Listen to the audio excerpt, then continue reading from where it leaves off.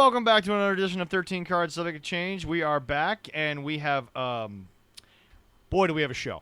That's all I got to say. We have a show. I did not botch the intro. That's exactly what I wanted to say. We have a show.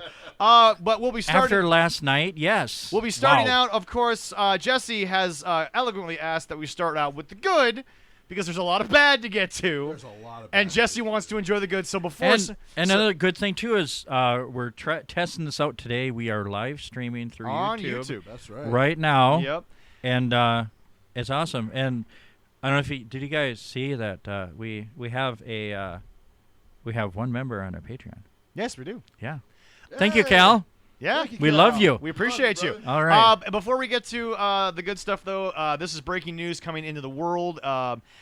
Rest in peace to NBA legend Bill Russell. Bill Russell passed away earlier today, surrounded by his family peacefully at 88 years old. Bill Russell was a 5-time MVP, the first ever black coach in the NBA to win a championship. Correct. He won 2. He was also 11-1 back in the days when the NBA was a very smaller team. Yeah, it was. Team total. League, yeah. Yep, there's about 8 total teams, Yeah. but arguably one of the greatest players of all time. Could have probably played in any era. Let me tell you something. If anyone sits there and says they want to be the MVP of the finals, learn how to play defense, because boy, could that guy play defense. Oh, yes, he could. Jesse told me earlier, if you're not just a highlight person, but you're a tape watcher like Jesse is, and I am as well, when you watch full games, that man jumped off your screen, even in black and white. He was one of the best. So he was one of the greatest. Yep. Now, some people are like we always had the debates about Jordan and LeBron, but Bill was champ, man. champ times 11. There we go. He literally almost doubled Jordan's total. Like that's not hyperbole. That's legit. Right. But before we get to the SummerSlam, because that's what we want to start out with, because boy, was that a great show. Ladies and gentlemen, boys and girls, I would like to welcome you to the first church of 13 Cards. Today's sermon will be brought to you by Jesse Stowe. Jesse, if you would, please. So, first off, it is a new day in the WWE. Yes, it is. It is a good day in the WWE. Yes, it is. It is a brighter day in the WWE. Yes, it is, my brothers and sisters. I need you to understand. Testify, my brother. Yes. The last week and a half has been hopeful. It has been optimistic. It has been beautiful. Yes, it has, my brother. Yes, it has. Pro wrestling and sports entertainment, my brothers and sisters, we will see it combine in a way we have not seen since the early 2000s. My brothers and sisters, the day is here. It is finally just about upon us. Funky Love is gone. Not just Vince McMahon. No, but his 2 primary butt kisses are gone. Yes. Praise the Lord. Praise it. Sometimes the Lord really does work in mysterious ways, as our good man Leroy knows. Yes, he does. He's very loving. So loving and forgiving. He's very forgiving, very supportive. Even he, with everything that he or she has going on up there in the gray heavens, sometimes some things get overlooked. But not anymore in pro wrestling. No. Because now the man with 3 H's, one of the greatest competitors of all time, his wife and their former agent / former great Hollywood agent are now in charge of the world's largest pro wrestling company. You can sense hope again. I mean, Michael Cole feels like one of the greatest commentators of all time. You can feel the pro wrestlers having a good time with their promos and their matches. And actually, it's more wrestling on WWE television. And the creative. Oh, the creative. I think we're going to see a brand new prominence of women's wrestling. We're going to see a brand new prominence on storytelling. We're going to see a brand new day on championship matches. Championships will matter again, my brothers and sisters. Yes. Tell him, my brother. Put your hands in the skies. Oh, yes. Ladies and gentlemen, it is a new day. Fucking love is gone. Vince is gone, and soon the Bucktooth Devil himself will be gone. No more 50 camera cuts, and there are a lot less of them this time. Oh, yeah. At a pay-per-view, it was beautiful. Simply beautiful. Leroy, Zach, I watched the pay-per-view for the first time in 15 years, and didn't almost vomit. Oh, yes. It was like, that's right. Pro wrestling could be this beautiful, clear piece of artwork. And somebody who's never even made it into Hollywood as a producer after being a producer for 30 years and not, was in quotations, my brothers and sisters. He was not allowed to make those 50 camera cuts that distracted us. Oh, hell no. Now, that man, let's give Kevin Dunn a little bit of credit. Today, I will give him a little bit of credit. He has captured some of the best moments of pro wrestling. Give him some love. He has done a great job of capturing some of the greatest moments of pro wrestling history. But his reign of terror is over. Oh, yes. It is a new day. Yes, it is. Hallelujah, everyone. Thank you so much. All right. Thank you so much. Yes. Beautiful Oh, stuff. happy day.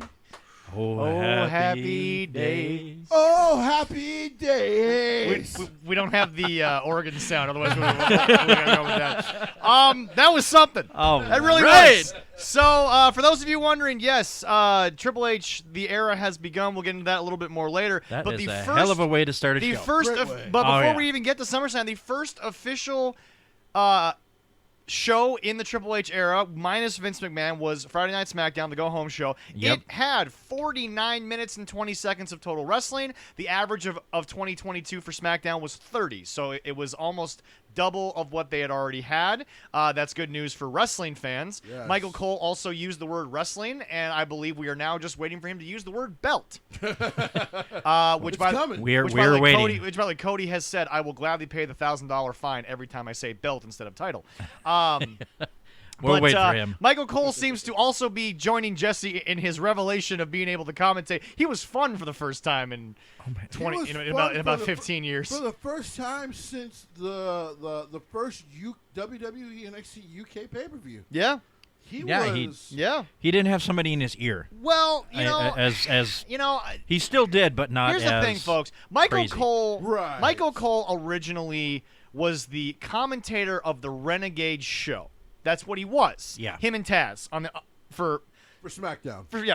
the era of SmackDown during the brand split when that first started and Paul Heyman Yep. was in charge. He liked Michael and Taz together. They were great together. Obviously, things drifted apart years later. That happens. It happens. But the thing about it is that what you have to understand is that before it got too corporate, Michael was the guy who kind of just went out there and spoke. There Yeah. was no script. There was no person making sure drop this, drop that. Michael really had a lot more freedom for that. So now we're going to get to the SummerSlam card because, folks, the Donnybrook match, I mean, let's put it this way. If this was still the Vince era, I don't think it would have been as successful as it was. But No. people seem to not care, and they seem to enjoy the Donnybrook match. Right. Oh my. Drew's also over as hell. Like, as Jesse has pointed out, he's winning something at the castle. Well, I must say, I think there's a very high probability he's winning both those titles. I thought this was I definitely could 50-50 see with that. You're right. Also- I thought it was 50-50 with Brock. I think it's 60-40 in Drew's Also, favor. Okay. also, the top three things of the Triple H era so far is Michael Cole's commentary, more wrestling, and Austin Theory gets beat like a drum. Anyway, That's just real. let's get to the okay. WrestleMania. No, he got beat like a redheaded stepchild, for Christ's sake. Well, we can't use that line because Sheamus is still here. Anyway, Well, he can take a moving on beating. to the wrestling show, the premium live event. They're still going with that because again, it isn't a pay-per-view. It's not a paper. So we're going to go there. Right. But anyway, we're going to get to this card. Leroy, you have the SummerSlam. By the way, the first pay-per-view of TV 14. No pre-show matches. That's right. It was 60 minutes of commentary, Right. which I kind of enjoyed because, well, first of all, Jerry the King Lawler's never been on a script because Jerry the King Lawler doesn't need it. And Booker's just Booker. So when those two go back and forth, it's a good time. It's a good I time. love sitting there watching, looking, and then to see the king. I'm like, yeah, he's been in my car. Yes. and then we keep Yes. going. When you sell Oh, this car, it's going to be an emotional. I'm sorry. It's gonna be emotional I separation. still see that. All and right, just, so let's get to all this right. card because by the way, solid coming out the gates for Triple H. He had a solid night. This is how you start a pay-per-view. Oh, my totally. goodness. We start out with Becky and Bianca, with Bianca winning by pinfall and beating Becky. Before we get 15-minute match. to the actual highlight, we're gonna get to the match, which is, y'all. Oh my God. You know what? I say this a little too much about Bianca, but I'll say it again. Y'all, this young black lady is over as fucking hell. Trust me. I don't know who's more over than Bianca Belair. She's a Okay, superstar. when Clara heard the music, Yep. Clara was in the room in front of the TV, dancing and pretending she had the big ponytail. I just love Gene it. sadly pointed something out in our group chat that I couldn't get over. If you go back and look at the outfits that each lady was wearing, Yeah. all I heard was Blades of Glory in the background, but that's just me. I do see that. Yes, I never thought about that, but thank you for pointing that out. But anyway, no, Becky comes out.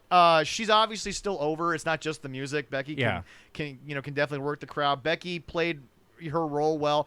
I think she might have taken like a shoulder bump early in the match. That was kind of an issue. It did look like that, yeah. But nothing really seemed to impede the progress that each lady made. It was on point. I don't think either one is at the point yet where we're seeing a greatest hits. I think they still put on a decent overall contest. Oh, yeah. But it is definitely one of those scenarios, and Jesse knows what I'm talking about. It's definitely a scenario where the mystique of the two women is so large that the wrestling, like you had to watch the match more than once to really get the wrestling because the mystique of both women is just so over. But no, overall, great match. The very, very first takedown, I had to yell at the TV, and Allison heard it too. Becky, shut up. Stop calling the match. Was the very first take. I bet you I've ruined Becky Lynch matches for you now. No, because this is the first time on a big event that it's been so mic'd, because this is the first time she's worked the same match with Roman in a while. Right. Yeah. So, but very first time she might have hurt herself because it happened once, only once at least to me. But yeah, Becky, shut up. But yeah, no. Overall, we still love you, Becky. Yeah, overall, the match was a great way to start off pay-per-view. Oh, yes. You had the hometown gal who, like I said, is over everywhere, but she's especially over in Tennessee. Let me tell you that much. Oh, yeah.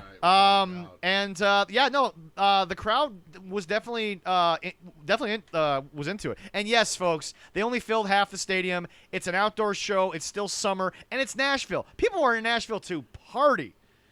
And that's what they were doing. Like, you go to Nashville in the winter, you're probably not going to get a bunch of snow. You could maybe do this. It might be a little more chilly, but it won't be as humid. Like Jesse reported earlier that it was a little humid. Apparently, it was a little bit more humid. So they were saying, like, if you were sitting down by a ring, so you could tell there was a lot of moisture, not only in the ring and around the ring, but even with the crowd, there was a lot of sweat because it was just so humid down there. Right, yeah. But it's just, here's the thing.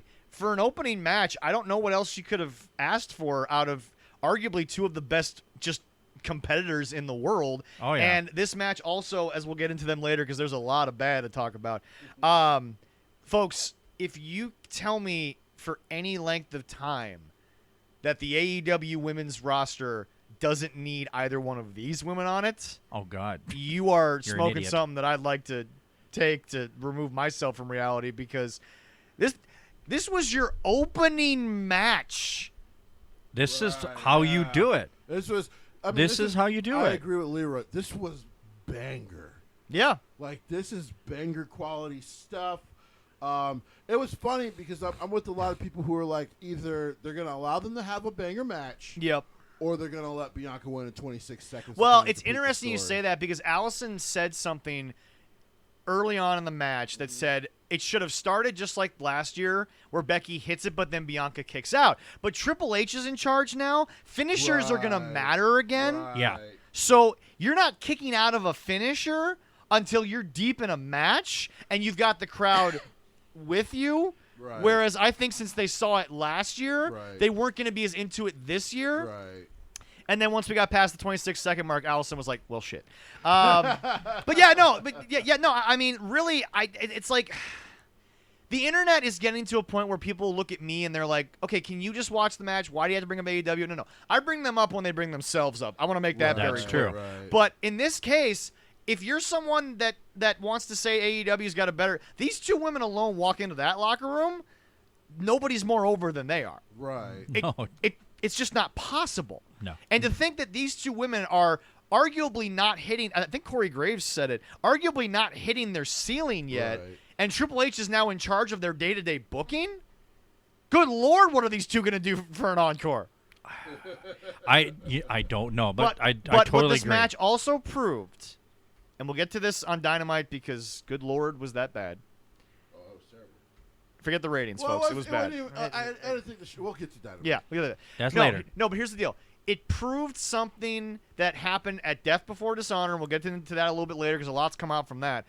Fuck that media scrum. But anyway, You know what's great? Now Cody Rhodes doesn't have a live show. Like, you've now taken on the pain of listening to Tony Khan speak, and it's great. yeah, no, it's awful. We all have our roles in this. and Yeah, yeah. He seems to take the most painful Thank ones, God and- you guys are It's listening awful. to that, Yeah, and no, I don't have to. Oh, no. Jesse's not. Oh, I will never listen to Tony Khan. Jesse's again. not. Mute. But anyway, Good. it proves something that I enjoy my sanity. is very different from AEW. Oddly enough, it's in ROH. But again, I think Tony Khan does.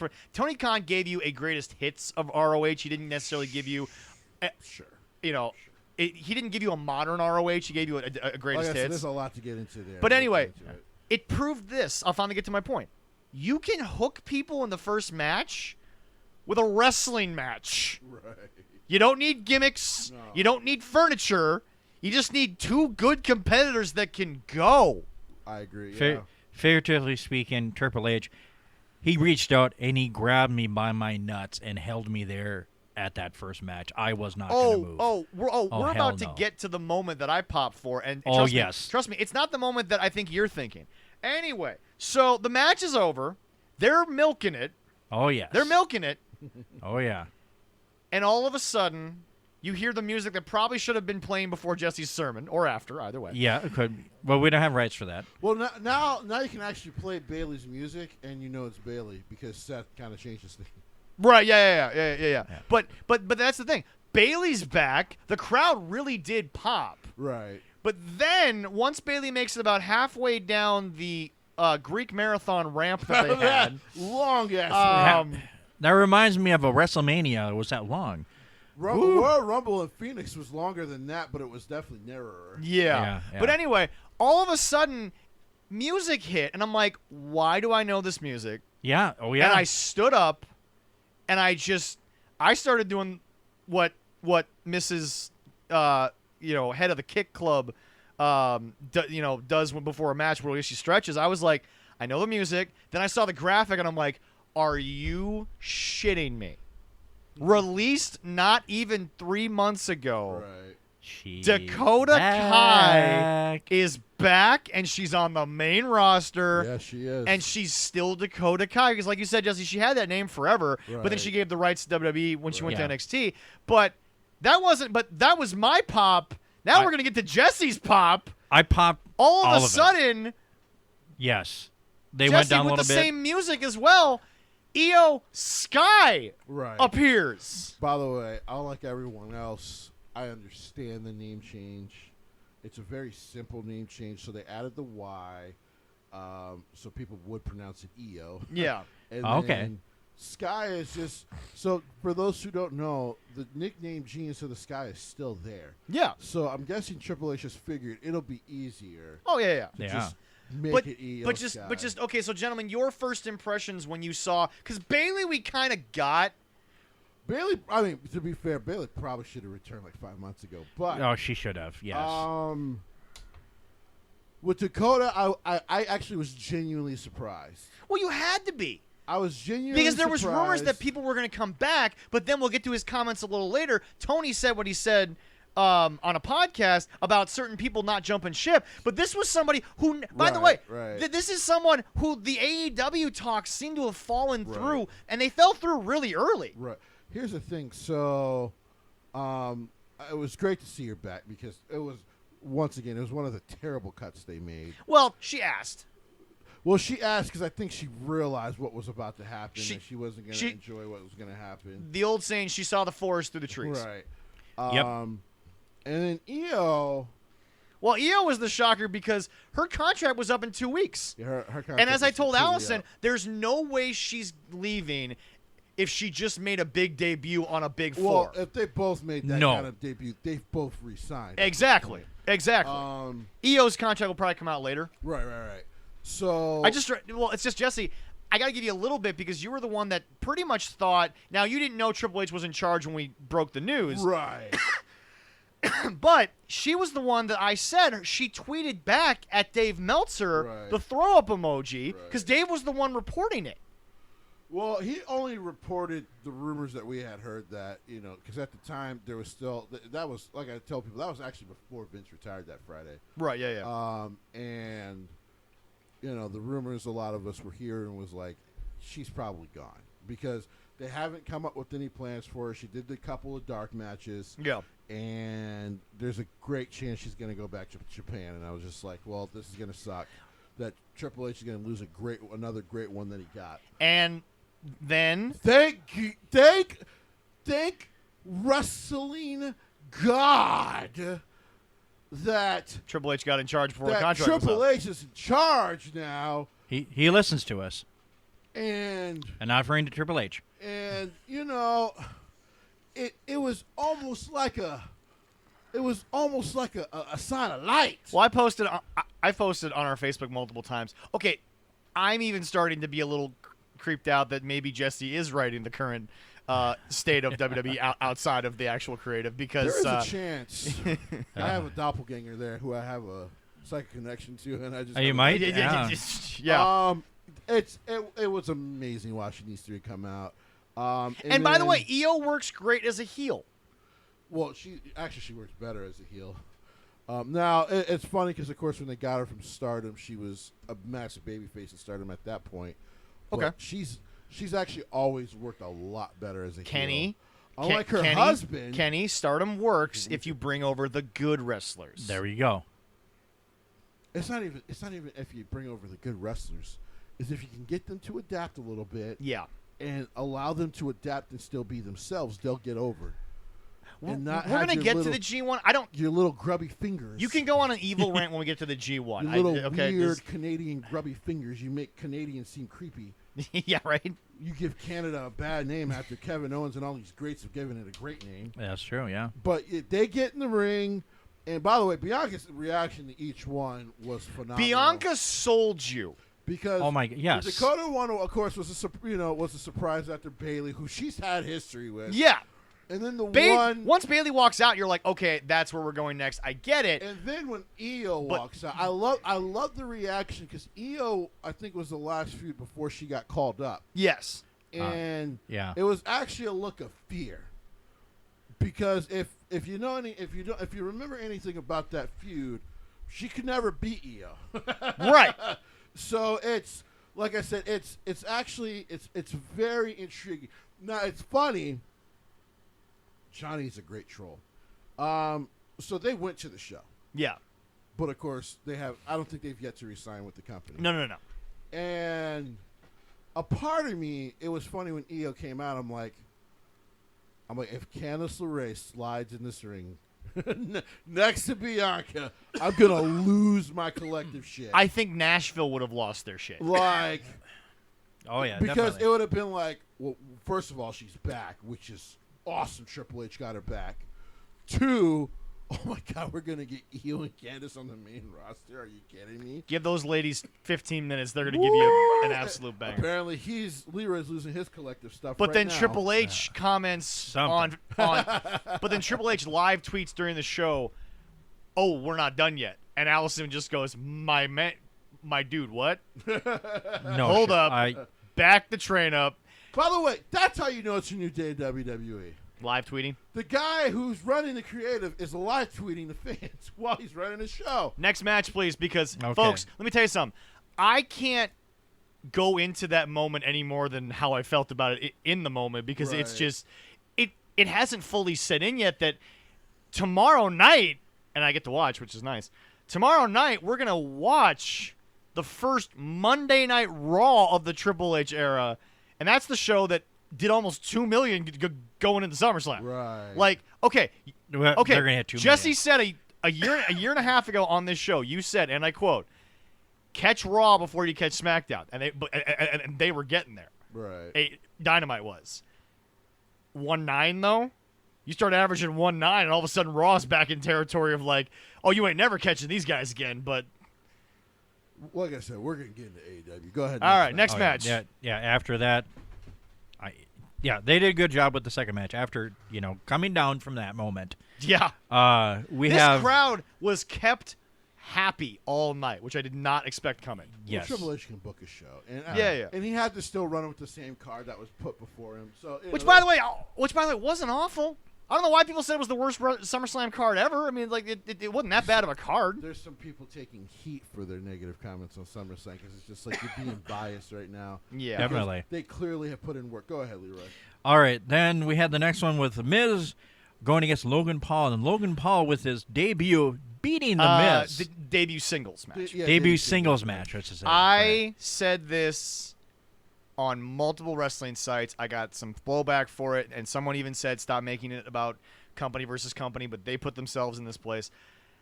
Logan Paul, alligator mouth towards him over 75% of the AEW roster, and let me explain. I'm not talking pure wrestling, although Logan was damn near picture perfect all night. I was impressed with him. Right. And again, this is not like Jim Cornette said, stop making the celebrities good. This was a guy that, quote unquote, they signed as a talent. Right. He's an actual rostered talent, so him putting in the work, I'm okay with. But let me explain, because the person that I explained this to didn't know who I was talking about.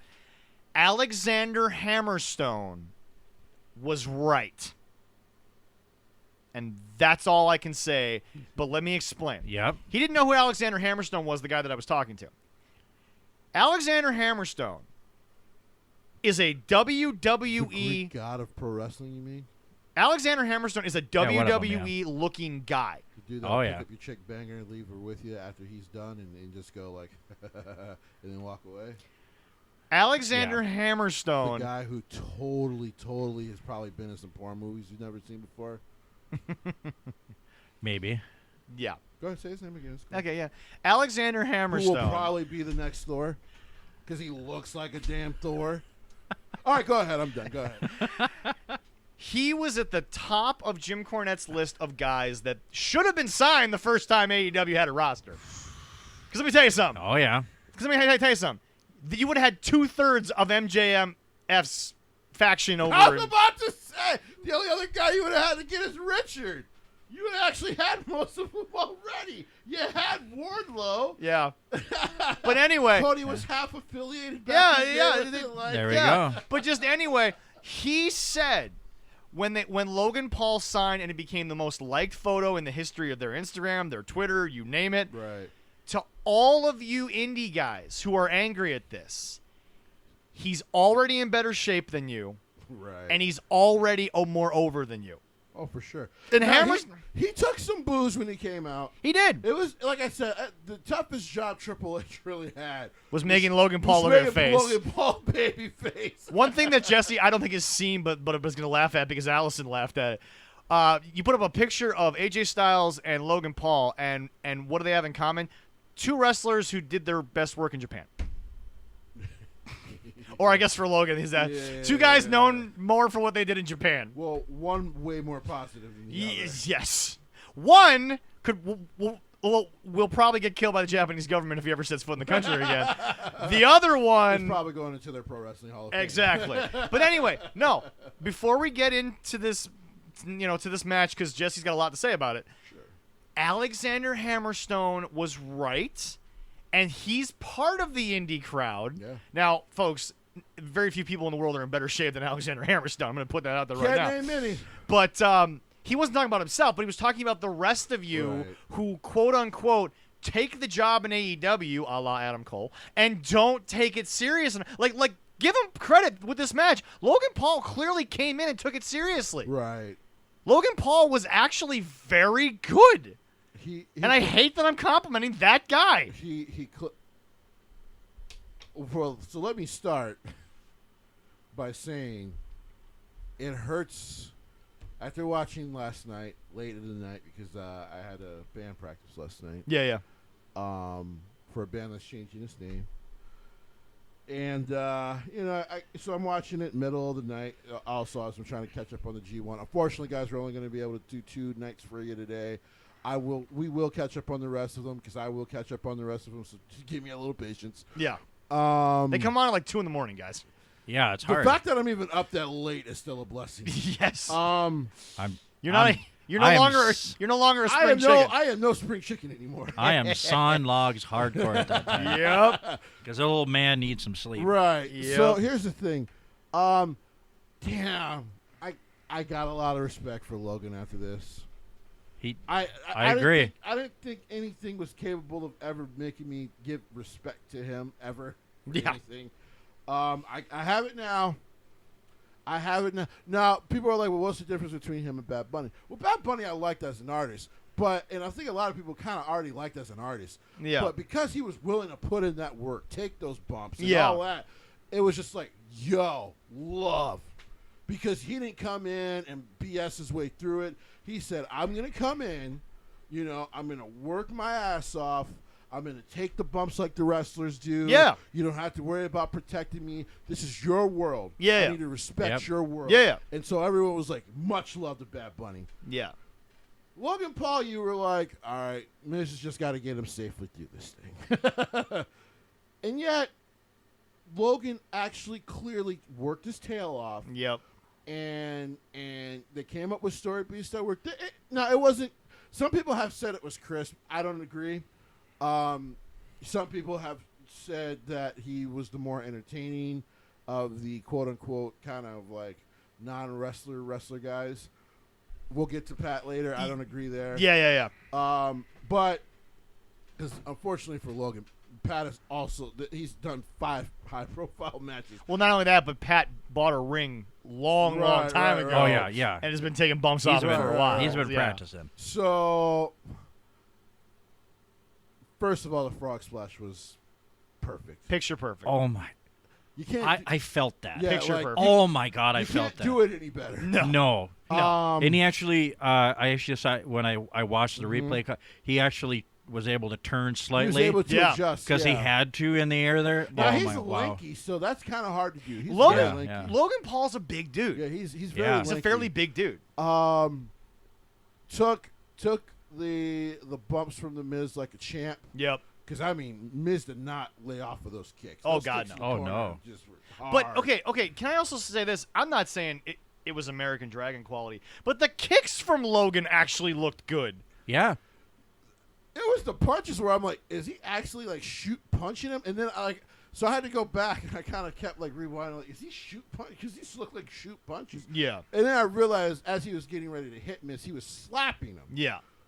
Which Miz can take. Well, but Miz you is a also have to professional. understand, people. It's okay.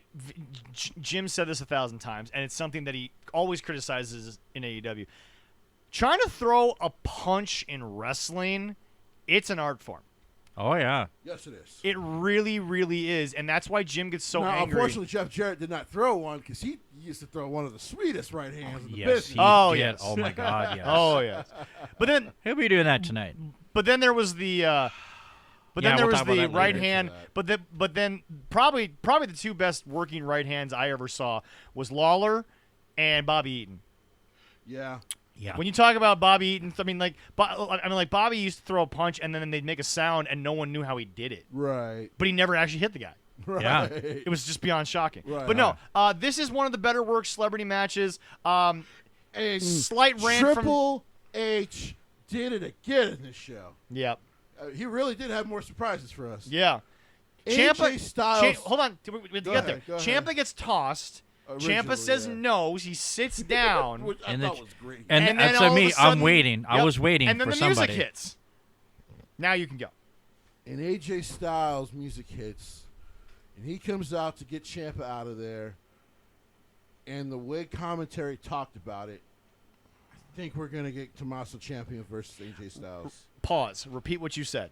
We're gonna get Tommaso Ciampa versus AJ Styles. Yes. They might get their names back.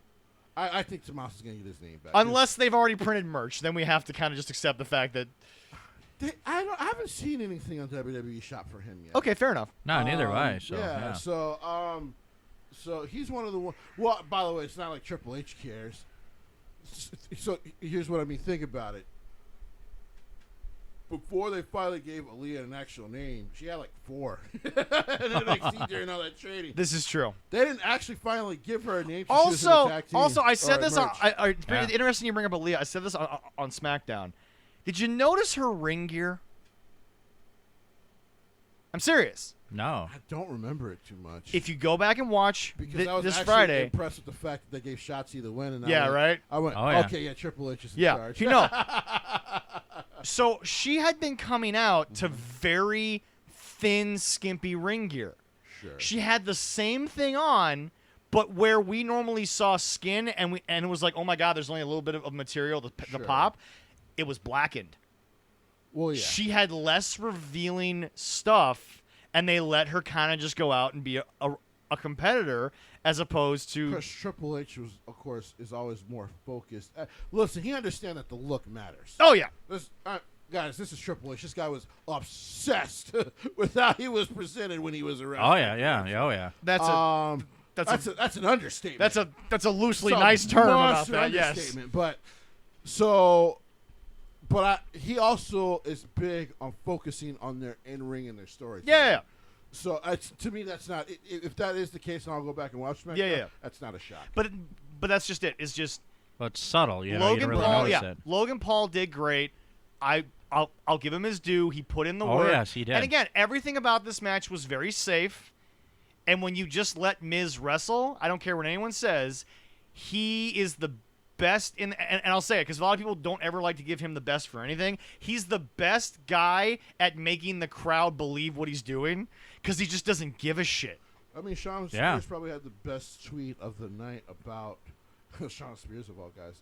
Had the best tweet. He's about, still around. Yeah, I didn't realize that. Yeah. But he had the best tweet of the night when it came to the Miz, and that is, I start a wrestling company. I've been told, hey, listen, we're going to do a celebrity thing. Who's one of the best guys we could work with? It's Miz and then everybody else. Well, he basically was like, he's like, first guy I tell the guys, hey, go call Miz. Yeah. Like he put underneath, we got to start people have to start giving him more respect. It's and Sean is right. It's actually getting ridiculous the disrespect that Mike gets. He's a future Hall of Famer. Guys, like watching his whole career, I can tell you, he's a future Hall of Famer. He's great. Was it the best start? God, no. It was a little slop, but that was to be expected. But folks, this is the guy who just bought in to what the WWE does as a company, Right. and he found a niche. What are we mad about? I don't know either. The Miz is over for better or for worse. Again, the biggest word that is never talked about in AEW is nobody's over. Right. Yeah. Because according to Tony and all of his friends, they're all already over. Right. That's the problem, which we'll get into later. But no. No, they're not. Yeah. But all right. But anyway, no. This match was 5-star as a celebrity match. Yes. 5-star as a celebrity match. I'd still give it a 3.75. Okay. All right. No. And that's fair. Anyway, but all right. So third match. Great. Yeah. Again, no pre-show. We have to get it in there. We're straight to the card. It's impressive. I know. Great two Get opening used to this, matches. bud. Oh yes. Love the two opening matches. And then we have Bobby Lashley crushing Mr. This Theory. is exactly what it by should have been. singles and US This was matches. exactly what it should have been, and here's why. Okay, Triple H. This is the part that we'll get to later when we talk about the era. But here's the teaser. I'm so tired of being right. Yeah, right. Yeah. He's not, folks. He's not going. Triple H has never been this guy. He's not going to tear down everything Vince did whilst he was gone for health. He's going to adapt it. He's going to work with it.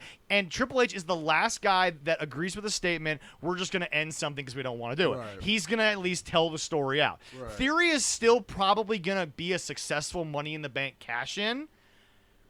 But here's the thing.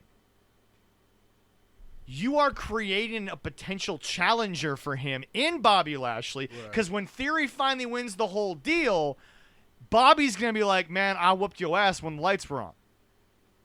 That's... Guys, you have to prepare for 10 years down the line. Right. You can't just sit there and say, Bobby's Bobby, Theory's there. No, they're going to be something else in 10 years. Right. Yeah. So when Theory's the guy, Bobby's an immediate challenge whether Bobby wins or loses. He's an immediate, legitimate contender. And that's what this show did better than most shows in the last few months, was you came out of it and everybody has a place to go when the night was over. Yep. Right. It was a simple match. He won by submission. Yeah. One of the shortest matches of the night. Oh, yeah. 4 minutes and 45 seconds. There was no point for this being a long contest. What did I say? I said unfortunately for Theory. I think Vince probably would have done the same thing. Yeah. I said unfortunately for Theory. I know a lot of people think he's going to win all the titles because Vince was so high on him, but I was just like, I'm like, there's a little bit of a chance maybe he walks out with the WWE Undisputed Universal Championship. Right, yeah. Small chance. Well, he's walking out with the U.S. title. No. Roman cut that short in a bit in a hurry when he looked at him and said, Well, your here's the daddy's thing. not here anymore. I told people, God damn. I'm like, unfortunately, this feud with Bobby shows me Vince's plan with this kid. Yeah. Because he's going to get his ass whooped at SummerSlam. Again, Triple H is not doing what the internet wants, which is, tomorrow the black and gold brand is back, and we're back at the CWC. No, NXT 2.0 will still look like NXT 2.0. We'll get into that a little bit because I heard some stuff that might change your mind, but continue. Jesse, I am not we have here a topic coming over there. I am not here to be the guy that's saying that he's not going to do anything. But a lot will change, but at the same time, Triple H understands his mistake, though. Even though we all agree Funky Love is the reason why the NXT call-ups wasn't working, Triple H understands he needs to make stars again. He has to combine what Funky Love was doing, but make it more palatable to the wrestling audience. Right. So NXT 2.0 might change look-wise. It might change lighting-wise, which everybody wants. Well, that needs to change. But the thing is that don't expect tomorrow the black and gold is back. Yeah. However, No. if you want to bring back Ronaldo, I ain't about to say no. We'll get into NXT later. Anyway, so There we go. but anyway, so this match, I'll yell at Zach later. I always do it later. you do, yeah, no. We have a lot of crap to get through in this show. We're getting the good shit out of the way. We're getting the good stuff out the way. This is the good shit, pal. Anyway,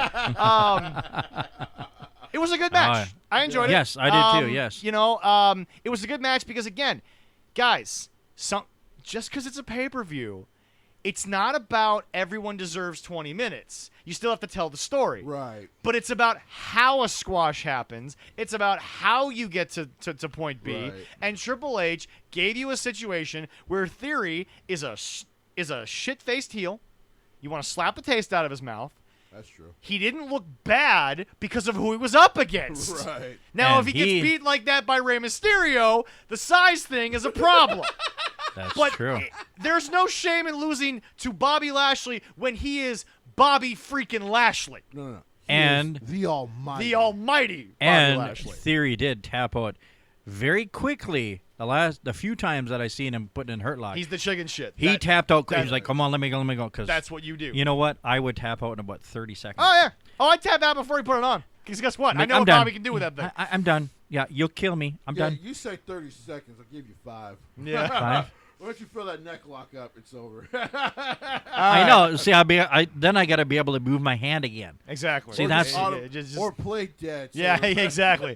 Exactly. I quit. If they lift your arm up, don't stop it. just die. Next match. All right. Next match is the no DQ tag match with the Mysterios against Judgment Day The with only- Finn It's Balor and clearly Demon. set up for Edge's return. But here's Oh, the deal. yeah. The only issue I had internally was why were they tagging? But that's a WWE thing. They always seem to have tags in a no DQ match. And This match, and we'll get to Ronda later. Yeah. This match to me, personally, was the second weakest thing in the card, because one, it was no DQ. To me, it was the clunkiest. Because here's yeah, the a little thing. bit, yeah. Number one, you're absolutely right. Why were they even tagging? This is no DQ. Who cares? Just brawl. well, because they did say it's like no DQ. Anything can happen, but they have The ref is literally. Sorry, I didn't mean to cut you off. But the ref in this case is like literally there to just either make sure somebody submits, Yep. or somebody gets pinned. That's it. That's. But on It's always commentary, their they said that they got to have two legal participants in the ring at one time. Again, And I'm like, it's no DQ. Again, How is that? But this is I don't know. But this is a WWE thing. They've Yeah. always done this. It doesn't matter. Triple H has been better about it though in the past NXT though. Right. That's why, like the whole match, I'm like, this felt like the remnants of Vince because it just didn't. I'm like, that didn't make any damn sense. No. I figured that Mysterios would win, and they did. Yeah. And then at the He end, has new Brood music. So They redid so they were it, getting yes. ready to do the concerto to Eddie Guerrero. God rest you. I'm so sorry, brother. I've been Yeah. thinking about you all day. Yeah. To Rey Mysterio. They were about ready to kill Ray. They were yes, trying to kill they were Ray. going to try to kill Ray. Little Ray, as he used to get called Yep. by Eddie in WCW. And his music hit, and it wasn't Alter Bridge. No. It was this new like version of the Brood theme, and I was like, interesting. Somebody did tweet earlier that they were driving by the stadium and heard the Brood music coming. I'm like, well, yeah, we all know he's going to show up. Yeah. But the fact that it never cut to Alter Bridge lets me know this is a new amalgamation of his character. Yes. Yeah. Yes. By the way, the fact that he's allowed Judgment Day to keep that the other Alter Bridge song has been kind of cool. So well, but like you said, Jesse, Edge will hold on to a song because he wants people to know about a lot of other people doing stuff. Right. And, you know, like you said, to pick that song in particular, it not only fits so well, it's folks, if you don't know that record, that's one of the darker Alter Bridge records too. And Edge did change himself up a little bit. He hair cut again, beard trimmed down. Yeah. Even Clara said it. he looks. did put in the fake vampire teeth. He yeah. did, yeah. And what even Clara looked and saw, he looks different. I Yep. said, yeah, he did change himself a little bit. But what it did was, it made me very interested for all this match. Oh, yes. Oh, Because I went, now this actually adds an interesting story dynamic to what has kind of been a loser team in Judgment Day. Yeah. okay. So- For what happened at the beginning of the pay-per-view and what happened right now, Raw is going to be whoa. Yeah. Yeah. It is. At the end of the pay-per-view probably made SmackDown a lot more intriguing because I don't think we're going to see Roman on Raw on Monday. No. He got No. his ass whooped, and we'll get to him later. Roman gets 5 days off. Roman got his ass whooped. He deserves a week Give off Brock for Lesnar that. credit. He kept his promise. He deserves a week off. Yeah. He tried to kill Roman Reigns. Multiple times. Yes. But anyway, no, I mean, I don't think Judgment Day looked awful. I just think the match was off. But I think the problem is, like Jesse said, going back to Jesse's original point, I feel like the way they worked this match is they were all too focused on Edge coming back. Like I said, clearly this was set up for Edge to return. Right. It's just, I don't know. You didn't need the no DQ thing, but I guess he has to do the spear in the middle of a match. So you do the no DQ. Like I said, unfortunately, since this has been set up for a while, I think in this case, this is one I actually gave Triple H a pass Yeah. on because I was just like, you know what? This is probably how them and Funky Love are going to do this anyway. And I'm going to point out one other thing. This is also an amalgamation, a coming together of expect that when they do no DQ situations, this is what you're going to see from even the Triple H era. You're not going to see 30,000 weapons. Not on the main roster, not on network television. This is going to be more of this is going to be the hardcore WWE is going to have. It's going to be mostly the chair and the tables and the weapon stuff, only if it's a really unique feud that calls for it. Yeah. But I think for the most part, this is the no DQ you're going to see. Yeah, but I mean that's not saying much because I mean if you remember the whole Asuka, Nikki, ASH. well, she was definitely something different in NXT. I forget the last name now. Nikki Cross. Thank you. That was a ladder match, but you know they used tables and stuff. Yeah, like yeah. that. So yeah, that's the standard no DQ stuff in WWE. Yeah. But all I'm saying is that it's not going to be like in AEW where it's 30,000 things and it's just going to be laid out like bodies everywhere type of thing. You're going to see a little more of a crisp cut with the I weapon can't thing. believe I'm going to do this to Zach, but we're moving to the next match because he's ruining a good time right now. He's being a Debbie Downer. I mean, we were supposed to start with SummerSlam, which is good, Yes. He keeps seeping in the nightmare But- that we have not gotten to. But I also want to point out that that Jesse, despite it being You summer, wear an AJ Styles shirt today, and you're being a Debbie Downer. Damn it! again, someone has to bring some news to this. Oh, come I'm on. gonna bring some news to it. Here's the Hit him thing. with some paper Here's towels. the thing. I'm gonna hit him with it. There we You go. have to understand this match, despite everything that I love about WWE, there were Easter eggs dropped about how Triple H is going to run WWE. All I'm saying is that there will be feuds that come up where you'll see a deathmatch style ring. But for the most part, folks, don't expect ECW to come out every time they have no DQ. That wasn't a Vince thing. That was a just network quality type thing that they did. Also, Triple H being a student of the game, a Harley Race student, Harley Race never needed 30,000 weapons. It was there, and it was a part of the. So you're gonna get that part, like you've always said, Jesse, where ECW wasn't deathmatch, the weapons had a purpose. That's what you're gonna get out of the Triple H era of DQ. Yes. That's what I'm trying to say. I get you. I hear you. Okay, next match. We can give him shit about it But anyways. you're still dumping on a good time. I'm aware. There we go. All I'm right. not letting you walk away from that, please. There you go. When do you ever? There we go. Not ever. Exactly. All right. There we had our favorite guy. 2-15 for the Jets. There Anyway. we go. Oh, jeez. Oh. We're shush. Don't start You're that saying now. you don't win a Super Bowl. I'm not trying to hear you. Go ahead. There we Move go. on. Yeah. Okay. So we had. I'll let that They one won go. one.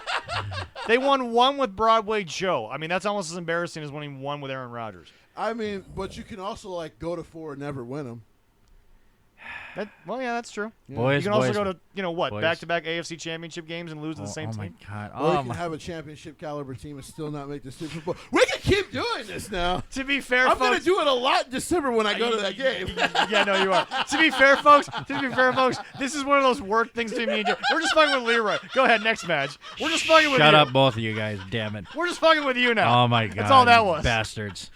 This All is right. what you guys come here for, man. Exactly. I know. Exactly. All right. We had Happy Corbin getting beat by our favorite guy, Pat McAfee, where he had a choir of men singing Bum-ass Bum-ass Bum-ass Corbin. Corbin. This is why I'll I tell you love why this that. is my favorite of the two celebrity Okay, yeah. matches. One, Pat can get you invested. He can.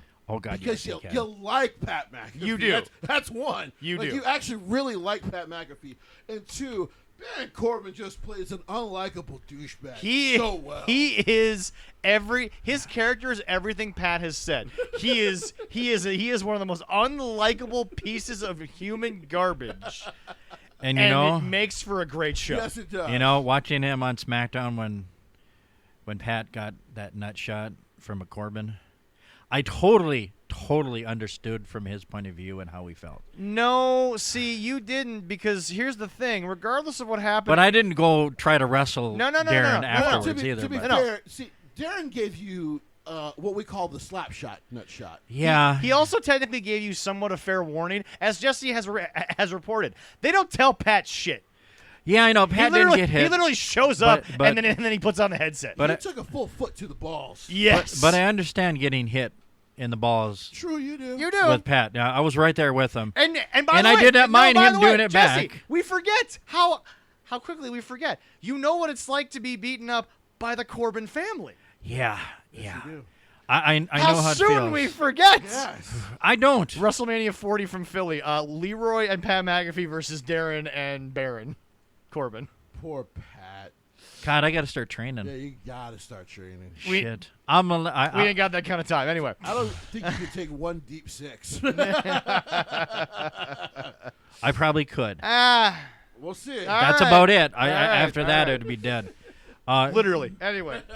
Great match. I loved it. I did It was love. great. Pat. Again, Pat did not as much as he did with Adam Cole. He wasn't asked to, though. No, he What- wasn't asked to. What was the finish? I mean, that was In Adam Cole or this one? no. This one. What kind So of it was what a was code that? red. So it looked like he was probably supposed to try to do I wasn't. I know he looked like he was trying to He do tried something to else and it Canadian didn't work. Destroyer, He was, yeah. And Okay. I think he technically overjumped. He did. And Okay. at that point, He did. luckily Corbin probably just caught on and was like, Yeah. we'll just do this. Yeah. Okay, all right. Because yeah. he basically went for the Roxanne Perez finisher. So That's what he hit. Adam Okay. Cole technically calls that The Panama the Sunrise. Panama Sunrise, yeah. Yeah. Which So- he actually was taught by Adam Cole how to do. Yeah. Okay. Yeah. All right. That's what I was so- kind of wondering because it kind of Yeah. it didn't look What totally it- right they Pat- wanted to do, but they Right. kind of Pat, filled it out. Pat so. overshot it. He overshot Okay. All right. Because all right. what people don't realize is that when you do the Canadian Destroyer, and again, Petey Williams did it so well that Oh my it God, was so yes. effortless you didn't notice. But when you slow down the film, you're really like closer to their neck and head area than their shoulders. Right. So when Pat overshot it, it was like we'll do the same thing, but Corbin, instead of doing more of a flat hit to his neck, because again, it's a very safe move because you're not really hitting it with your neck, Right. but unlike the pile driver, which we'll get to in a second. Right. But no, Corbin, like you said, on the fly probably was like, all right, we're just going to go with this. Right. And it turned into what Roxanne Perez is doing down in NXT right now. Right. And but anyway, no, it was a good finish. It was a great finish. Well, like after- I said, Pat. After getting the nut shot, I could understand them Yeah. doing it real quickly. It Yeah, worked. Pat How did did a it great work for job. Baron? That guy's a former all pro punter who's probably at some point getting into the Hall. Because it took Rig Guy a long time to get in. It's gonna take Yeah. It's hard to get the punters in, yeah. But Because he was an all-decade player. he was an all-decade player, was Pat McAfee. So, yeah. Also, that I hope he was wearing a cup because that dick shot had to hurt. yeah. Also, if I ever get control of the NFL, I'm gonna be like, okay, here's the deal. We're gonna find a way to legacy committee him into the Hall of Fame, and people go, well, he's not deserving. It's like, I don't care if he's deserving. He has kind of the credentials for a punter. Yeah. Number 2, he's a punter, so no one's gonna care that much. Right. And number 3, the entertainment value we will get off his speech. Well, that's Oh my Alone. God, yes. So That'd you be want to adapt, put McAfee in the Hall of Fame. But anyway, no, this was great. Awesome so far. Oh. Jesse, where do you rank it on his top or on his 3 matches he's had? the 40, you mean.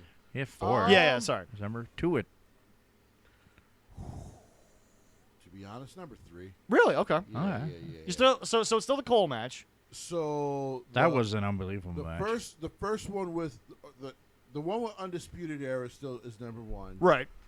Even though he took an L, that was a hell of a performance. Yeah. Like I can never forget that performance. And then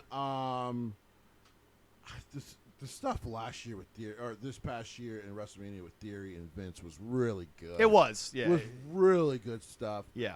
I did enjoy when he was laying on the ground after taking the center, drinking the beer. Yeah. That was He wasn't good. drinking a beer. He was just dumping a beer on Well, himself. he's kind of drinking, wasn't really drinking pouring the it beer. in his face. So he was consuming the beer like a flower consumes the sun. Photosynthesis. He Yes. was photosynthesizing the beer. But yeah, it was awesome. I really love Pat McAfee. And as you guys' boy Jim Cornette has kind of joked around about, he probably has more charisma than half the roster. Easily. Oh, However, I think that'll Huge. change when all of a sudden Triple H is going to let them be themselves. Right. Again, the Minnesota Vikings' current word is collaboration. That's what Triple H is going to start doing in WWE. A lot more of it. Yes. Oh, All right, yes. next match. all right. The next match was a good old tag team match for the Undisputed Era, or Undisputed yep. Tag Team Championship there, with the Usos getting a clean win against the Street Jesse Profits. said this about the second match at Death Before Dishonor. They will talk about this match long after we're gone. This match is up there as well Oh, yes. because there are moments in wrestling when you look at yourself and say, okay, 4 people were born to just have chemistry together. Right. That's these guys. Oh, my God, yes. That's these guys. When It are was- they going to have a next one? I mean, it's going to be a little bit, I think, before they would. Well, do it again. Montez recently talked about, especially now with Triple H in charge, he's not ready for that singles push just yet. Right. Yeah. So they're probably going to be around for a bit. But the question now becomes, how are they going to end this legendary run by the Usos? Because if it is the Street Profits, it's like the Keith Lee syndrome in NXT. You can only deny people for so long Right. before the fans give up on it. Right. Yeah. 2 matches, especially bangers like these, you're okay. Right. But once that third match happens, they either win or they're never going to get it. Right. Yeah, they got to Or- pull the trigger. Or they beat or lose to a different team. Correct. It's basically correct. the thing. Yeah. So, but yeah, just folks, the last two tag team matches that have been main event quality currently, just in wrestling in general, forget the company, I could watch both those matches all over again. Because I honestly thought Death Before Dishonor was better than the first FTR Briscoes match. Sure. Yeah. I won't disagree with Yeah. you. No, Well, it's I hard to wouldn't. disagree with any match with the Briscoes and FTR. It- But no, this match was great. They had the crowd the whole time. The frustration of Montez towards Jarrett was prime for, and Jesse, I'm just going to say it, it's prime for black wrestlers getting, just in the moment heat, but not necessarily turning heel. it looks like that could be where they're going, though. Right, yeah. But no, Which what I'm is saying gonna be a is shame. right there it didn't happen, is what I'm Right, saying. right, but that right. seems to be where they're going to go It with it. seems like that's where it's headed. I still love this match. It was so good. These two teams work very well together. They do. See, here's the problem. To me, this is the big problem I run into with the whole, probably breaking up of the Street Profits and all that. Yeah. Who takes the titles off of the Usos? Yeah. Yeah, I don't know. I mean, the New Day. The Viking Raiders are a heel tag team. Right. Yeah. Wouldn't make sense. The New Day just got beat. They got whooped by the Viking Raiders. They got their asses whooped. Yep. Yeah, I And mean, they sent Xavier right back to G4. Yep. Kofi's all by himself now. Yeah. I mean, there really isn't. I mean, unless they're going to pull somebody up from NXT. Unless Triple H is real high on Shanky and Jinder Mahal. I don't think so. Which I don't think that's the case. And when I look on the Raw side, I mean, there's some interesting tag teams. So, but once again, Alpha Academy is heel. Yep. RK Pro doesn't exist anymore. They're gone. And probably won't. Yeah, they're probably done. Because if Randy comes back, Randy's gonna have his own thing. He'll probably do a singles thing. Yeah. Yeah. Because I guarantee you, Randy's thinking at this point, I gotta get one or two more things in for me, Right. and then I'm done. Like I will put money if we're still doing this show in 3 years. Randy's done, or what are the other babyface tag teams? or in Raw? been done. There, nothing on Raw unless we go. They just throw people. They've been throwing people together. Darius. If I think Triple H and Vince actually agreed on them. I feel like they actually like that team. yeah, but they haven't used them very much. All I can think is bringing up some. I was from going to NXT. say they almost Triple H is actually probably almost forced to start bringing up tag teams from NXT a little too early. Yeah. Yeah, I mean, the best one to come out, the Creed brothers. Coming up. And I don't even think they're ready for that yet. No. Judgment Day. No chance in hell. No. I know I sound like Vince when I said that, but there's just no No, chance yeah, in yeah. hell. No. Bro, they can't. Listen. And They couldn't even get a win without Rhea Ripley. that's true. Listen, Hey, that is by the way, that'll change because Triple H was always super high on Finn Balor. she could hurt me anytime. But my God, he could. I'm sorry. Vince would not book them to win without Rhea Ripley. True. Are you kidding me? True. Yeah. They need Rhea Ripley to get involved for them to win. What a damn sad thing to say about Damian Priest. You could put Shelton and Cedric back together. Yeah, that was a good one. You could.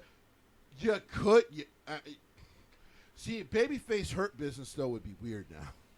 Well, they wouldn't be the Hurt Business. They just go back to what they were before they got, Yeah. Well, here's the thing: they're all baby faces now, Yeah. Yeah. and people are just gonna always correlate them to being the hurt. I know business. we're not talking a lot about the overall in-ring, especially for a lot of these matches, but they were good matches. But this match in particular, just watch it. You want a crowd that was up, that was down, that was up, that was down. Yes. These two tag teams are so good together. Like it's just Oh, yeah. the last 4 matches that we've had that have put tag team wrestling on the match, both the Briscoes and FTR matches, and then both the Usos versus the Street Profits. Folks, tag team wrestling is still viable in wrestling, and I know Jesse will, and I know in a way, not at me, but just in wrestling in general, Jesse rolls his eyes because like it always could have been. It's just where the business went, but just. This is the resurgence you need of tag team wrestling. And I'm telling you right now, Tony Khan, if you're not smart about this, Papa H is in charge now. He might go call them boys. Yes. And if he gets them boys versus the Usos, Oh my God. I'm sorry, FTR is still the best in-ring tag team in the They world. have a 3-year deal. Listen, pro wrestling, your deals aren't guaranteed, so that doesn't matter. Well, not to mention the fact, as we've learned, and we'll talk about in a little bit, if you make a big enough stink, Tony will just stop talking to you, and then all of a sudden your contract's over. Yeah. Because that's what we've learned about AEW is that Tony just stops talking to you. Yeah, Brian Cage re-signed anyway to take a haircut and be a jobber. Well, we have to get to him in a bit because we had a pay-per-view for Ring of Honor and he wasn't even there. Anyway, next There you match, go. Leroy. All right. And one of our shorter matches of the night, too, besides the other one, is with the SmackDown Championship where Liv Morgan did defeat Ronda with a little controversy at the end there. I get what they were going for, but this was the worst thing on the card. Yeah, no. Wasn't it? Yeah, no. It wasn't even close. I get what they were going for. Yeah.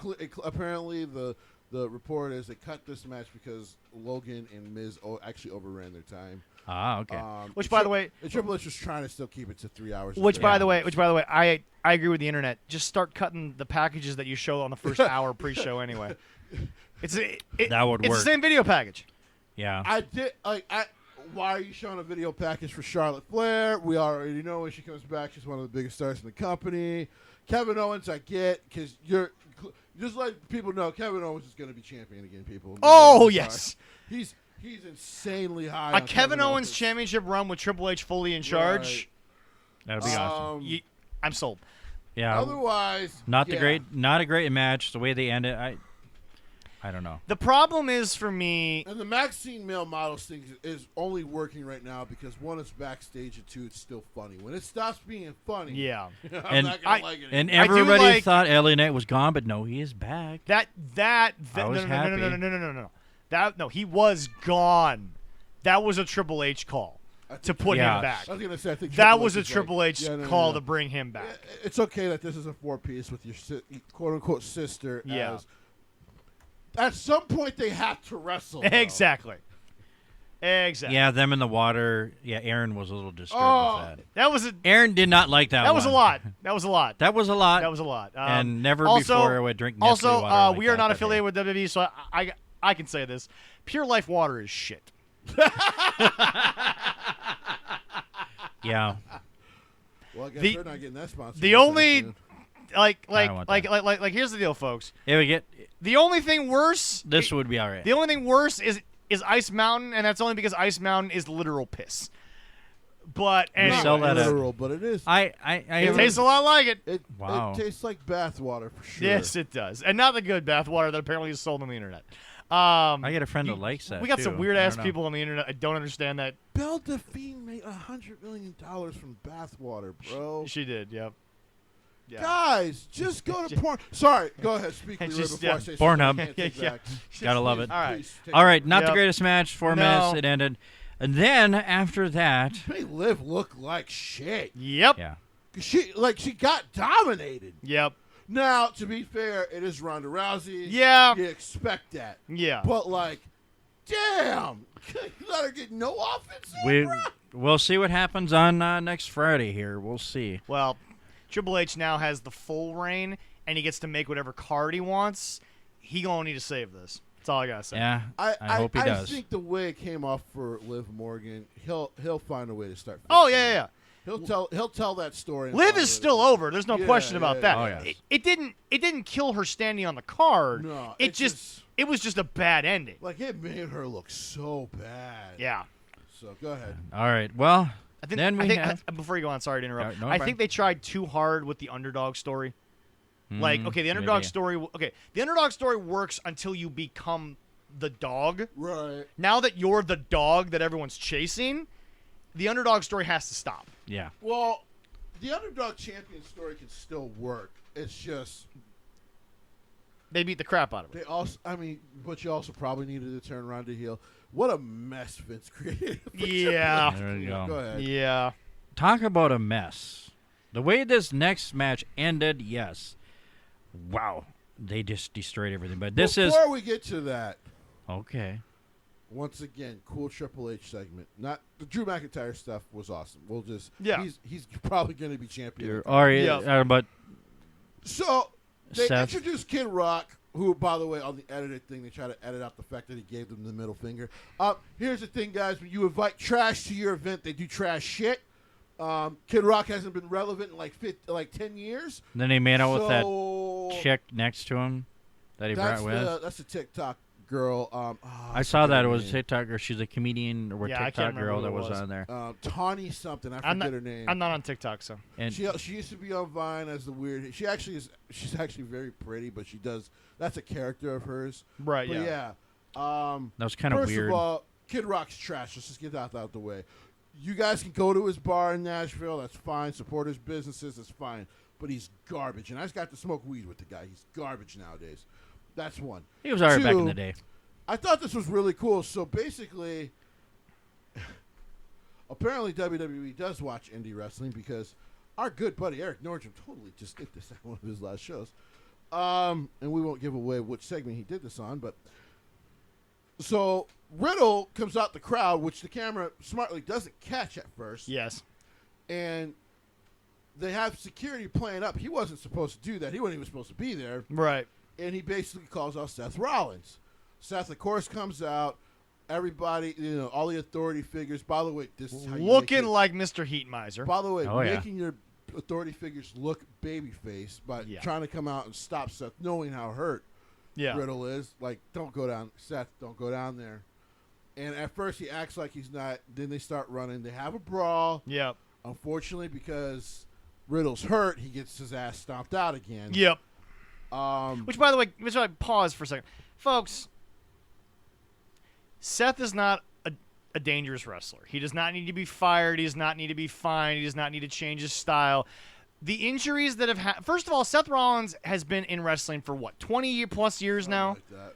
Yeah. And there's been 4 major things happen. They just happened to be when he was on the big shows. Sting already admitted that it was his fault. I don't care if someone wants to tell me, because I think Jessie saw this in the lounge. Yeah, he grabbed Cena's head, but Cena should have turned his head. I'm sorry. No, Yeah. that was John's fault.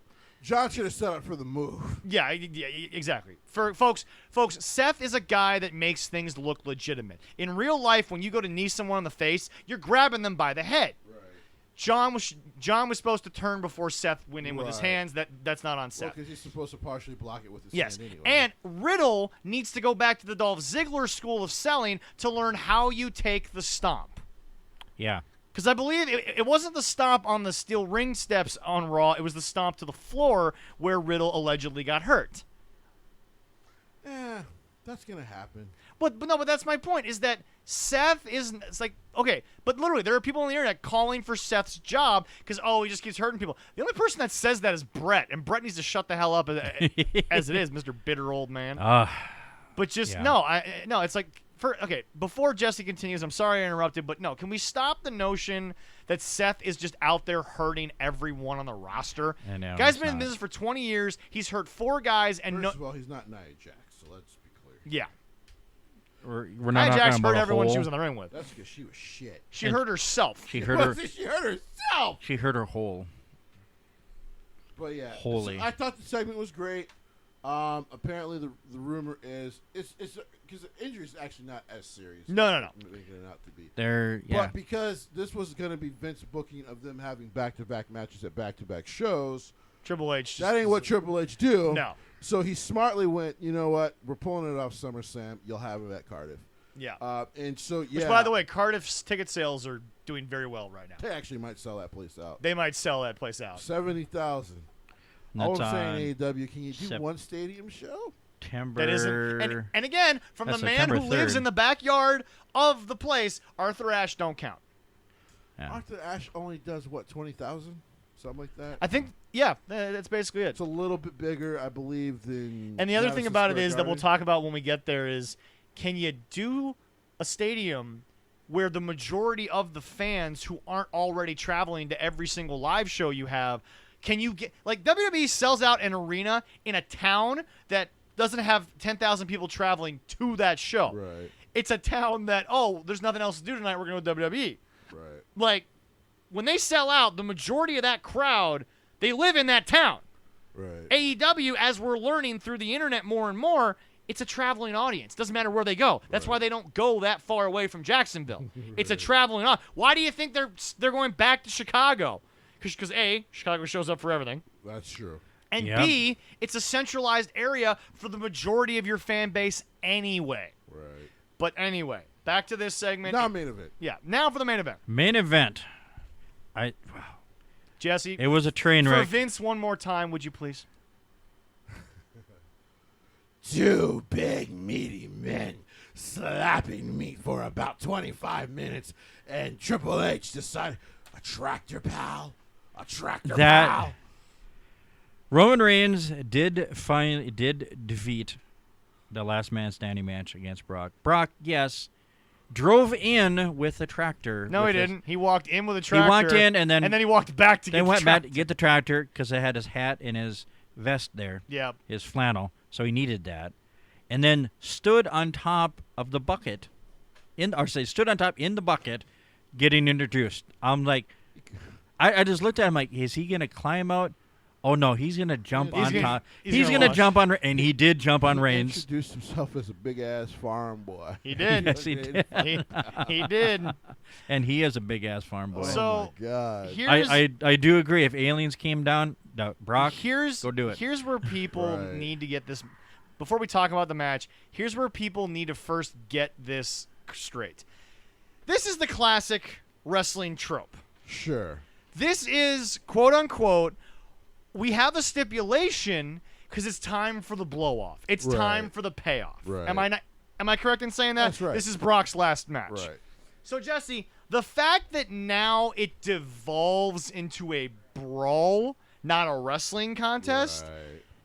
folks, we've been desensitized for years, both by Vince and the other guys, and I mean everybody, to not understand what the old classic wrestling trope is when you get two really top stars. Right. The feud is intense. Oh, yeah. It's gotten personal. It's been it's years in the making. Right. And now it's time for a blow-off. So, yes, this match was going to devolve into big, meaty men slapping the meat.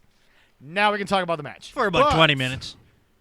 But what was more important in this match was that Brock decided on this day, either I'm going to beat him till he can't stand, or I'm going to bury him under this ring until he can't stand. Yeah, no, let me tell you something, folks. There was no world title going on early at this pay-per-view because they wouldn't have had time to fix that ring. This was incredible. I loved this match. This was I had so much fun. sometimes people forget that the name of the game for Vince for almost 30 years was sports entertainment. I was sports entertained thoroughly. Yes. Yes, did it devolve into a normal Roman Brock match? A little bit, yeah. Yeah, that's fine. I'm used to them with the slow prodding stuff. That's fine. My man's had to win this match. First of all, Theory came out Yeah. after the Usos tried to come out and help. That was of no use because they just got tossed around like a bunch of kids. Yep. And course. then Was he still alive at the end of this theory? a little bit. A little bit? bit. Okay, all right. A little bit of Let's life just put it left this in way. If Brock had hurt Theory on the way out, Brock wouldn't have cared. So No. Theory comes out, he hits Roman, and forgot to hit the other guy before trying to cash in. That would have been the guy that I would have hit first. Exactly. Definitely. I'm sorry. I know he's my tribal chief and I acknowledge him, but that's Brock freaking Lesnar. Right. Take the big dude out first. Also, one of they're both big, strong guys. Well, yeah. But one of Oh, them yeah. is a big, strong guy who's also kind of a farm boy meathead. So that's the guy that you should be more afraid of. Guy's a horror movie villain. Yeah. And he doesn't need a mask. No, he's just naturally scary. Yeah. I'm surprised Brock hasn't been booked for horror films as a body double. I what I don't understand, right, Yeah. is that like, so he hits Roman. Yep. He tries to cash in Yep. and never hits Brock. Nope. So Brock F5s him on the concrete, and that was it for him.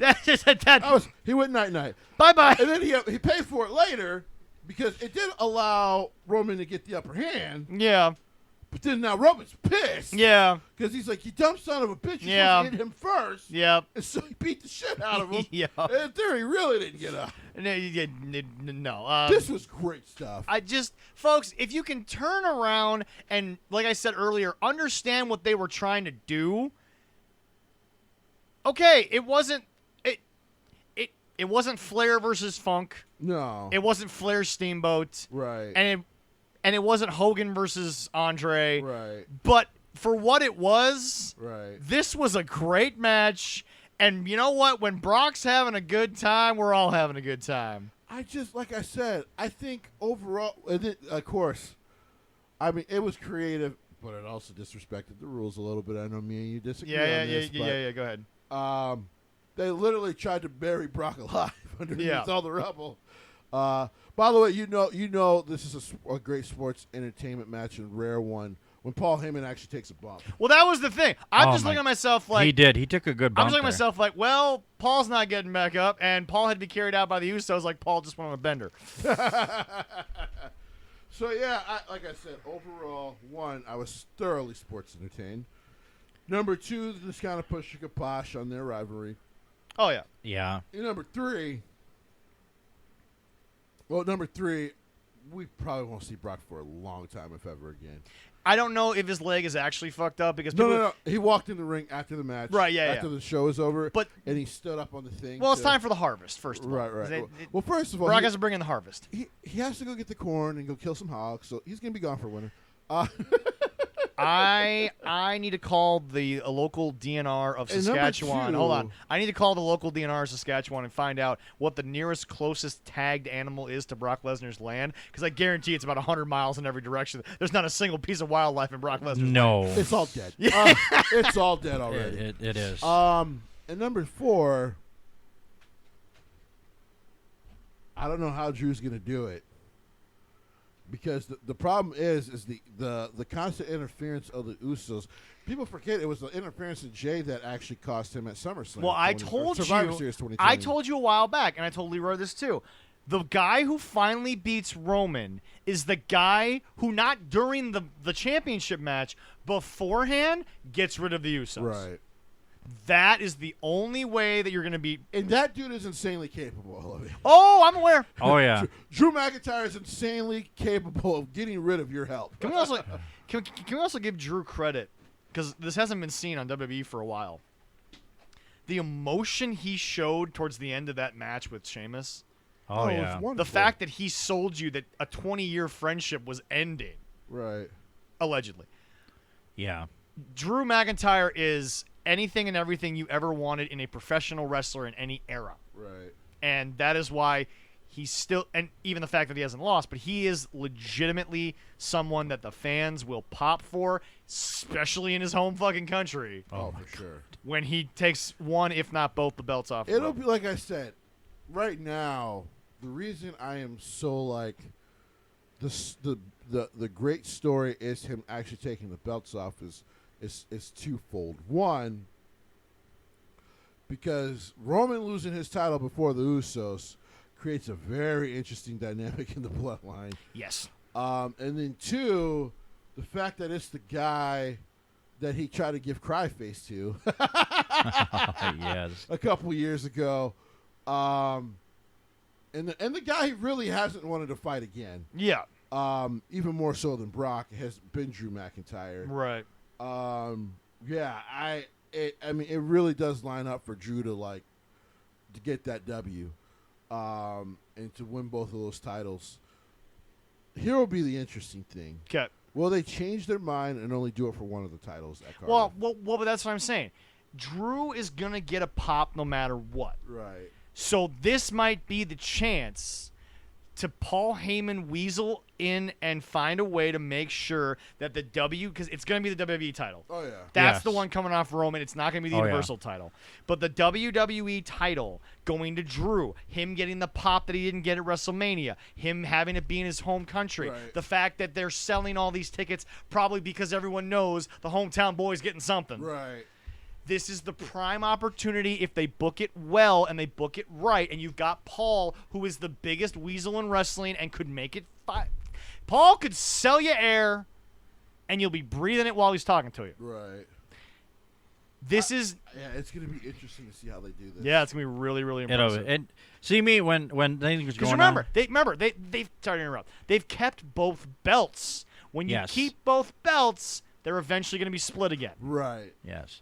No, Go ahead, Leroy. trust me. I was shocked when all of a sudden when he grabbed the tractor and started moving the ring, and then he put it up. I'm like, what the heck is he doing? I'm like, You didn't think that was going to happen? I straight up knew that was happening the minute he brought it down. I didn't know. I thought he was going to do something or whatever. But when he did that, and I was like, okay, they're not going to have a title change. Theory's not going to cash in the contract because of what they're that was doing it. there. Allison actually asked the question: how is Theory going to turn this into an actual match and pin one of them? I'm like, I've never I- seen a triple threat last man standing. yeah, No, it's neither I never- have had no idea how that was going to work. So with Yeah. him doing the ring like that, I'm like, how the heck is that going to work? I'm like, nope, this is not going to work. Well, that was the other thing. This match, if you go back and watch it, there wasn't a single loophole coming out of it. Right. Now, No. the loophole of the USO interference, well, that's always there. I mean, like that's Well, it's a no DQ match. That's not that. To me, that wasn't the problem. no, No, yeah, no. yeah.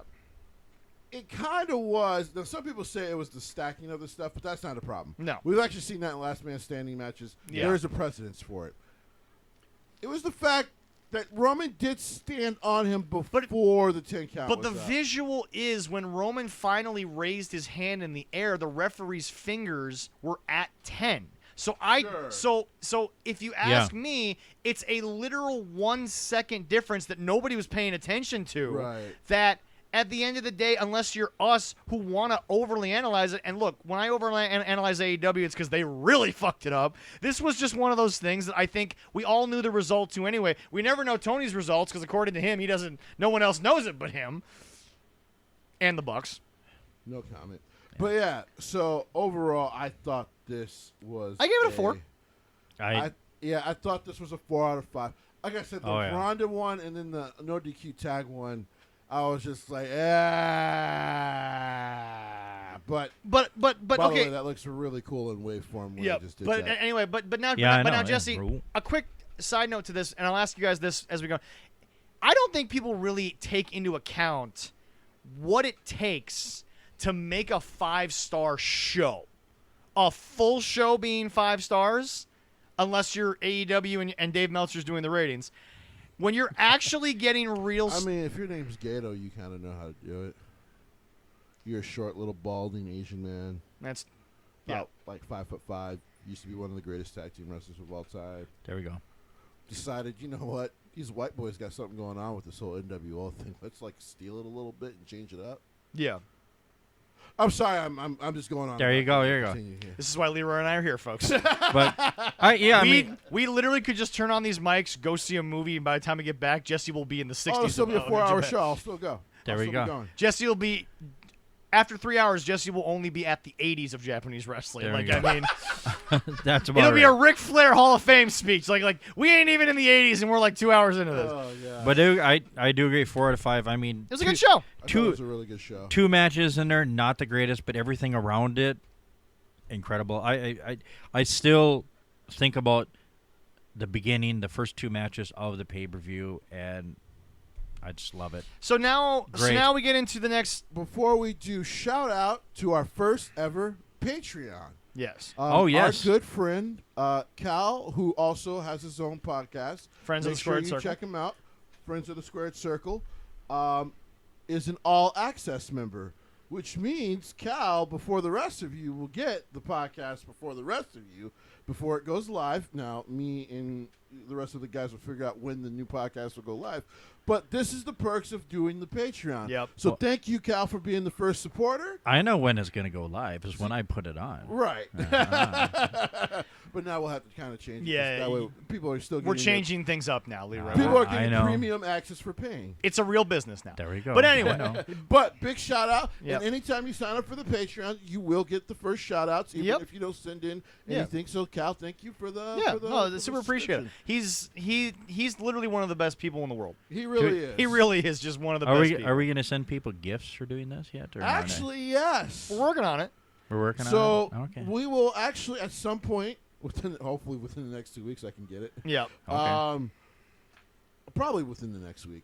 I will be sending kind of the first gifts to Cal. I'll let him take some photos with them. Yep. And then you guys will kind of see what you get for becoming a Patreon. There we member. go. So, as Leroy pointed out, to transition here, he was still thinking about the first 2 matches of the night towards the end of the show, which is always a good, Right. sign of a Oh, good yeah, show. yeah. So now we had a debut because never officially released, and we had a return all in the first match. Where do you guys see the roster shaping up now that Triple H is in charge of everything? I smell a draft after Cardiff. A draft? We might be yeah. at Jesse, based on their normal timeline, we might be at the draft. Right, yeah. Because we're all going to the October 4th show. Which will be sweet as hell. Oh God, it's gonna be. And don't worry, Leroy. You get to ride alone with your lovely girlfriend. Jesse will ride with me Sure. and Allison. That's fine because after the show I might have to stop off and. It might be a. Things I didn't need to know. It might be a good night. I have to, how fast I can drive home. Leroy 2.0.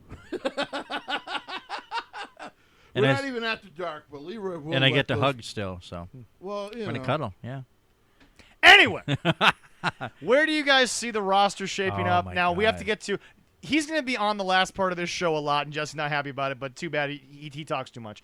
TK recently said in an interview that he's got Adam Cole and Malachi Black signed for at least 5 years. We can also confirm, what's-his-face, Kyle O'Reilly signed a Right. 5-year deal. Yeah. So a lot of people will not be jumping ship because of the contract. This is the first time, by the way, Tony's actually sounded like Vince about the fact that the contracts are very finite and no one's going Right. anywhere. Funny how that works. You know- Watch these be very exclusive in the next couple of years, folks. Watch them be very exclusive in the next couple of years. But anyway, so where do you see a lot of the guys who maybe only have a year or 2 left?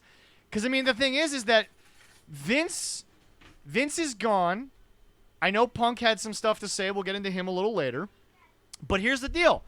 Triple H will be in charge. Everyone has good things to say about Papa H, even the guys who jump ship to AEW or are back in the Indies. I'm just saying, folks, there's a woman right now who I'm just going to throw the name out there. I don't know how long she's signed, but boy, you look at her booking, she might as well just leave. Ruby Soho might be looking to change her name back to Ruby Riott here in a year or 2 because he's in agree. charge. And Jesse, I'm going to let you go ahead and drop this now so we can get that out of the way. You've got reports that So a I'm lot's actually- going to change. I was actually looking at expirations for. Well, before we get to that, go ahead to your statement because you said earlier you have a lot of insider information that NXT is going to change. So, The view of it's going to change. Go ahead. So the report goes, Triple H in an interview with BT Sport and a couple others, Yeah.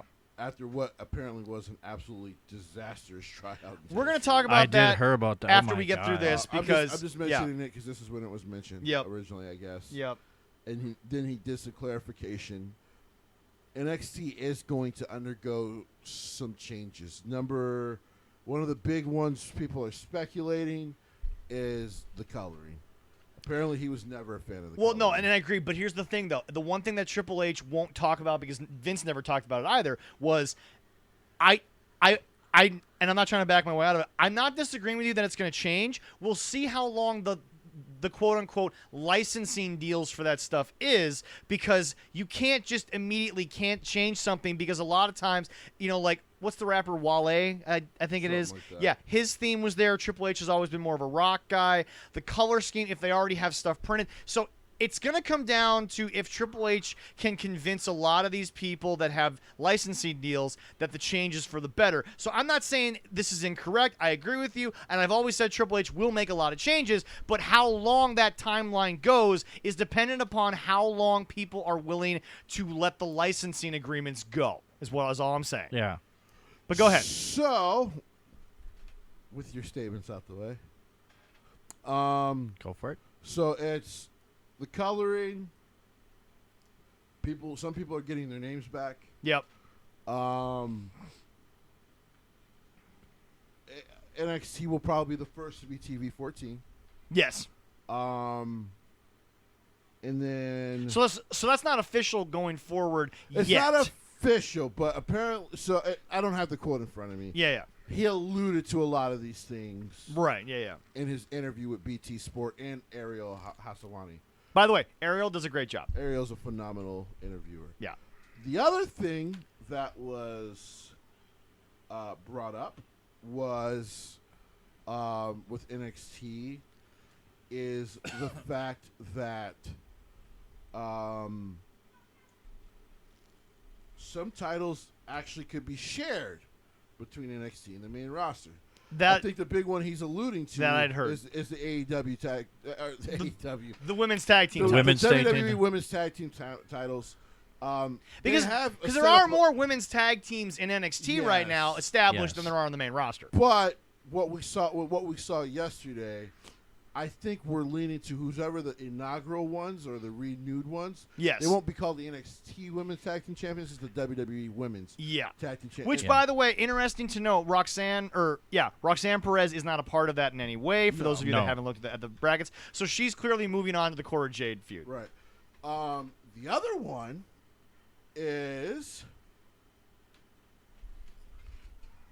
that the NXT Championship will actually be defended more on main roster. Now they'll still be NXT matches. Well, now, okay, main roster TV or main roster premium live events? Premium live events. Got it. Okay.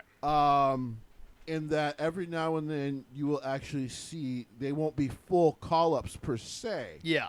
but you will actually start to see more NXT talent actually interact with main roster. So basically, talent. All right. quote unquote, we're going to expose them to our main roster audience. I think there's an actual chance that what this is a bit of that.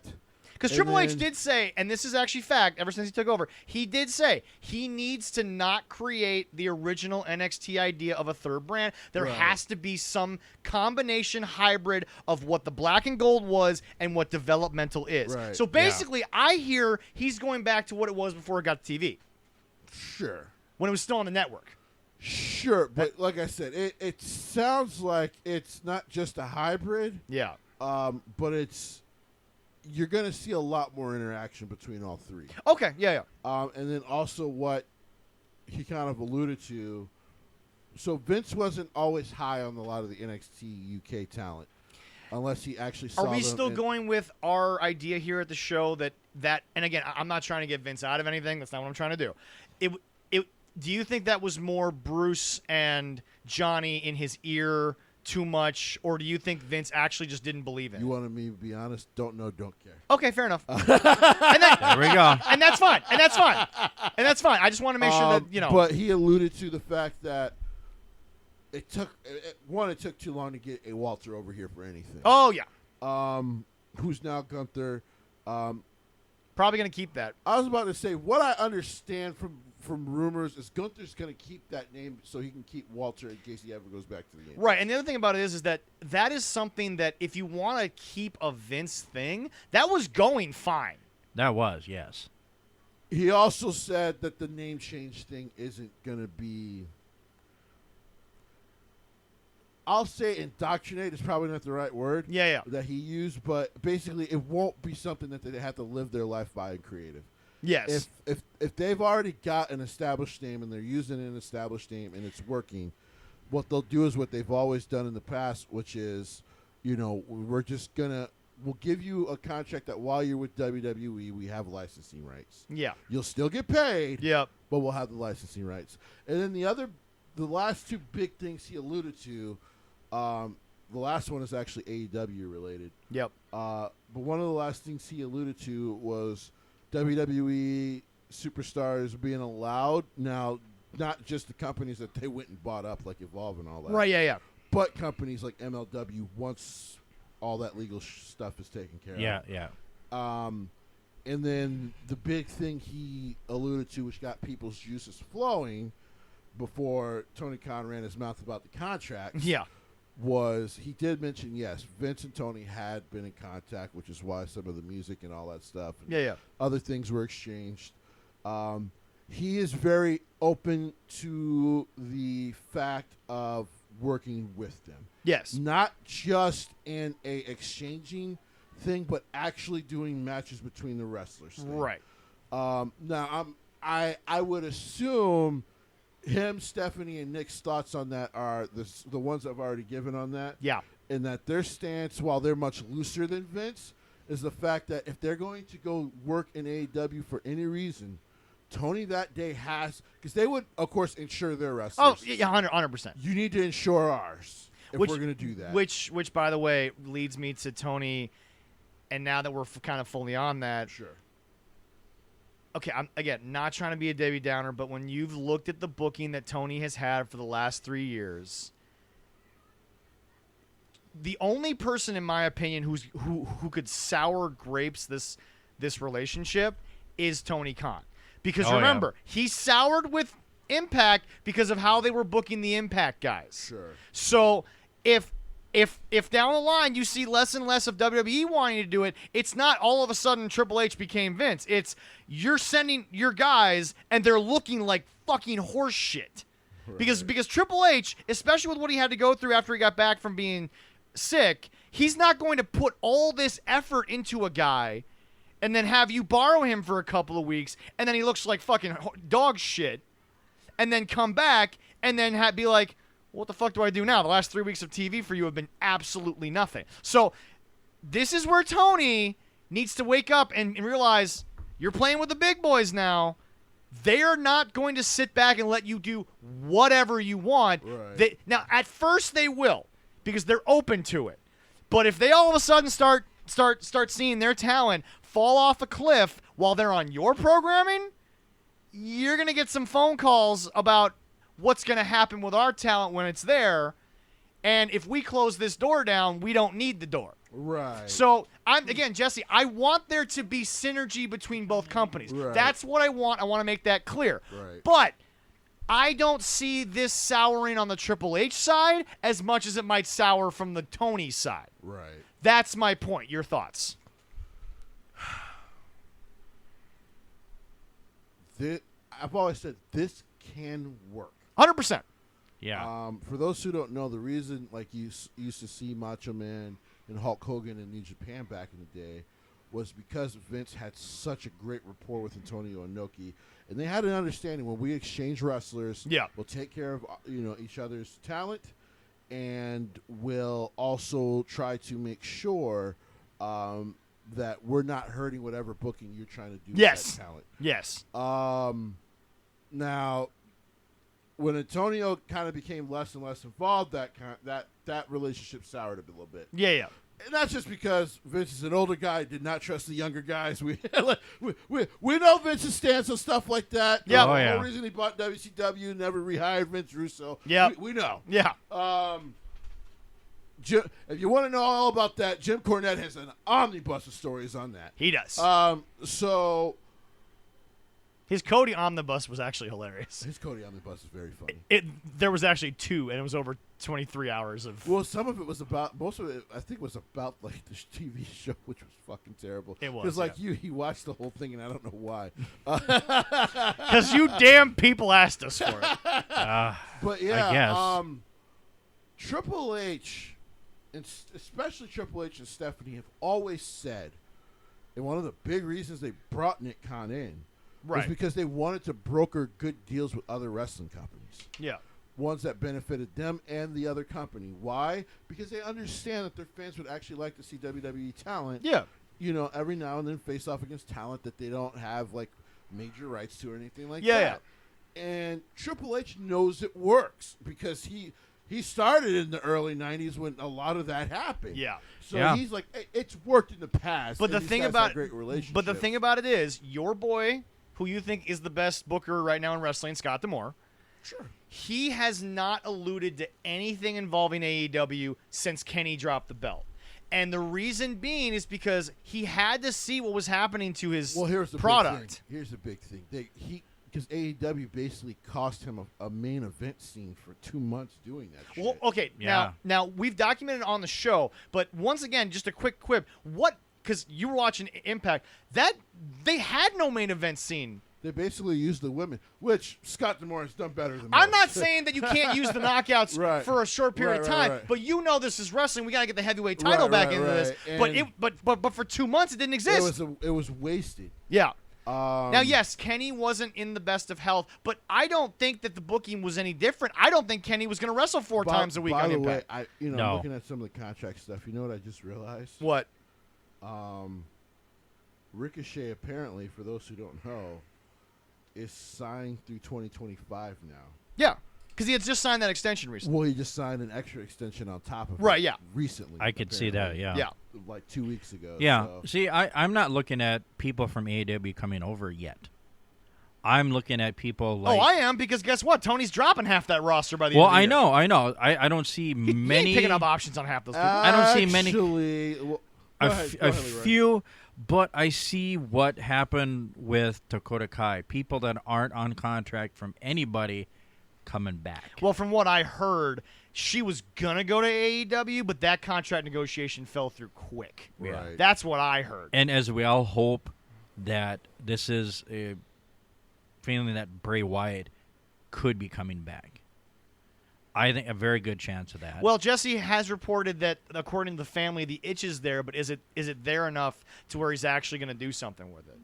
So recent rumors have said, because a lot of people, now that Triple H is in charge, and he said, I hear you, he's been inundated with. Yeah. So last time you talked to Bray, when's the He- last time you talked to Bray? When's the last time He's you in, talked to Bray?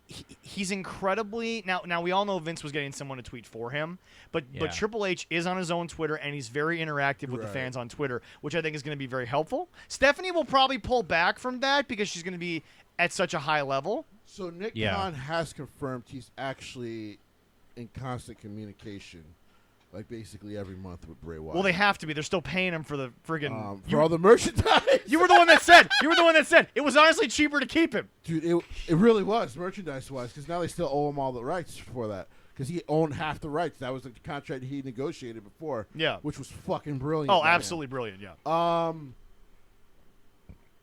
I think Bray will be back. Okay. I do, yes. I think it's literally just a matter of when the story works. Yep. And when they what. Because the what one to thing we bring know him back. about Bray, he never does whack stuff. No. Now his stuff comes off wacky because it's a little more, sports entertaining than wrestling. Sure. But everything still worked for him. Right. So I'm with you. I think there is so much smoke. There's no way there isn't a fire. Oh yeah. So AEW, most of the ones that come up in 2024. This will be interesting. And I can't think of anybody he would want. Oh, Triple H would want a lot of them. Well, MJF, yes.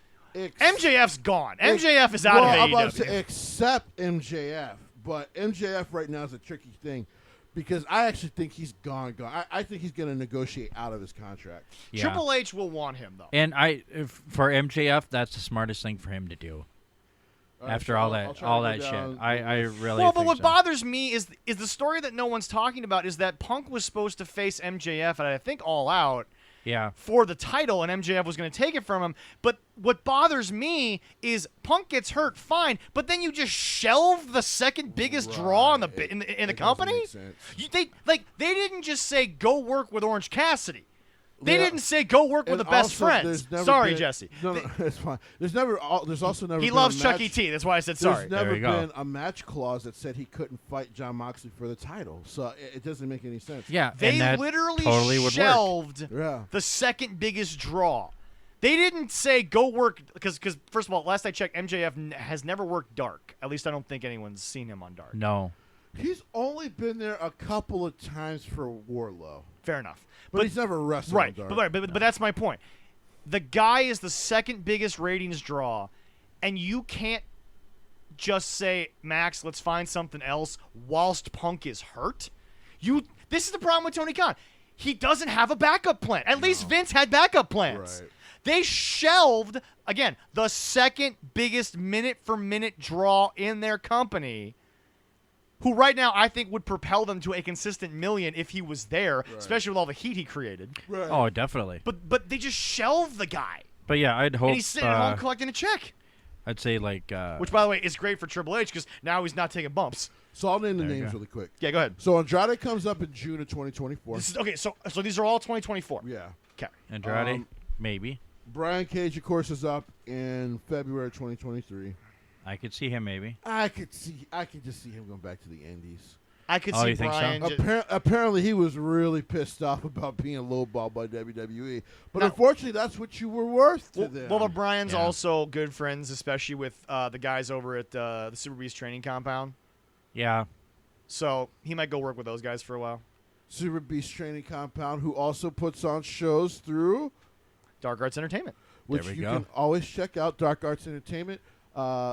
Family-friendly alcohol and also 420 friendly. Remember, go on the site, go on the Facebook. They actually I think they just put up 3 more events. going into fall. DarkArtsVegas.com. And go get your tickets.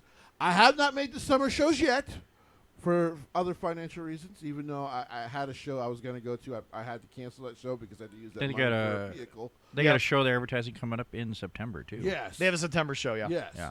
So Dark Arts Entertainment or the Dark Arts, I think darkartsentertainment.com or darkartsvegas.com. DarkArtsVegas.com. And make sure you go check out those shows. Yeah, no, So super Brian appreciate it. Cage comes up 2023. Okay, 2024.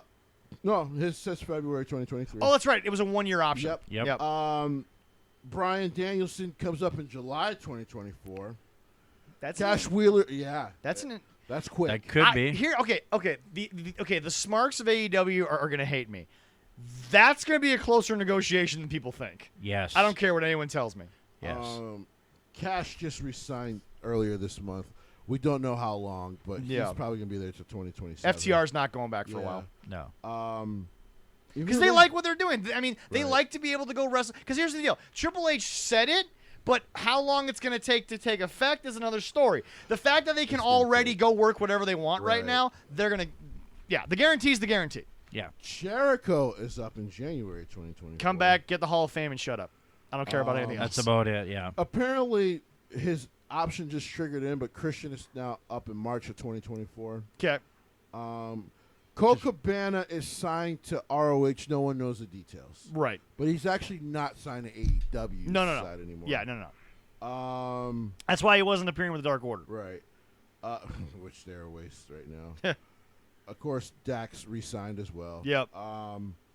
Ethan Page is up in December 2024. I feel like Triple because H. he had an extension that just kicked in. I feel like Triple H, I don't know if Triple H knows who Ethan Page is, but I bet you if you get him some tape on Ethan Page, he looks at that guy and goes, I can work with that guy. Lance Archer is on a handshake deal. There's no length of time or nothing like that. So is that why he's been so sporadic in appearances? and that's why he's mostly been in New Japan. Okay. I got a feeling they might try to work something out with. He won't be Lance doing Archer. no moonsaults, I'll tell you that much. Oh, no. No. Big guy doing big stuff. You big guy, you do big stuff. Let me see if I can sound like Paul. Big guy, wrestle big guy. That's how we play the game. There we go. I appreciate that. Jim comes up late this year. Who? Jim Ross. Okay. We'll see. Yeah. Because they have lightened his schedule, so he could resign. He's also he's not even on the back nine. Jim's on the putting green of the back Right. nine. Jim's Yeah. Joey Janela, we already know he's up. He's already gone. Yeah. yeah. No, Joey's gone. Um, Paul can't use Joey Janela. No. I don't know. I'm half and half on that whole thought. Okay. That he couldn't. Because Okay. Joey Janela is a guy you can make work in sports entertainment. That is true, but again, we saw. I didn't say he had to be likable, Yeah. but I said he can make it work. There we go. That's fair. That's fair. Kenny has not signed his extension yet. And Kenny comes up February of next year. That is going to be dependent upon if WWE can get a guarantee on his health. Well, even if you can only use him for, like, big matches. I mean, That's Brock, fair. Roman. Like, they'll make it work. Keith Lee's not even worth discussing. Yeah. No. Because you know he's going to be there for a while. It's a 3-year deal, though. Yeah. For those who thought he signed like a 5-year deal, it's a 3-year deal. And I also think that as much as we hate to say it, we know WWE's fucked up. We get that. But Jim Cornette might be right about Keith. He's almost 40. I don't know if there's anything else you can get out of Keith. No, Maybe probably get some not. main event stuff out of him the next few years. They won't do it, Right. but WWE could have. Right. Kyle O'Reilly, we kind of now all know, thanks to Tony, that he's there for 5 years. Yeah. Leo Rush, of course, is gone already. Michael Stunt's gone. Nobody wants either one of those guys. Malachi Black did, 5-year extension. so he's there till 2027. Yep. It's a damn shame. That is a Let him come back and do this with that production. with PWG. Oh, yeah. My God. Let him bring Brody. Right. Oh. Fuck, dude. That'd be fun. I'm sure that's one Triple H is like, why the fuck did Dad have to do that? So the Young Bucks are actually, their deal is up in February of 2024. Neither one has signed their long-term extension. They signed what Cody once signed, which was a 3-month extension. They won't do it. No, They won't do it. they won't. Because Jesse, if we've learned anything over the last couple of months, they refuse. And here's the number one reason why they won't do it. They refuse to do what's best for business. Yeah, it's a funny tagline from the Authority, but Jim Cornette was right, and Jesse's gonna say that one more time on the show. It's gonna hurt you, but you're gonna say it. Jim Cornette was right about them, though. Here's the deal. Their egos are Here's too. the deal. They wouldn't. That's their egos. They refused to drop the titles to FTR, so they gave them to Swerve and Keith Lee. When they said, who is the best tag team in the world? Yeah, they weren't chanting, we want you against FTR. They were telling you that it was FTR. Right. That's what they said. Right. But no, this is the biggest moment in AEW's history, and here's why. Once Kenny comes back and the trios titles are on the Elite, yes, it's happening. That's not a spoiler. Or a prediction. That's just the literal fact of what's going to happen.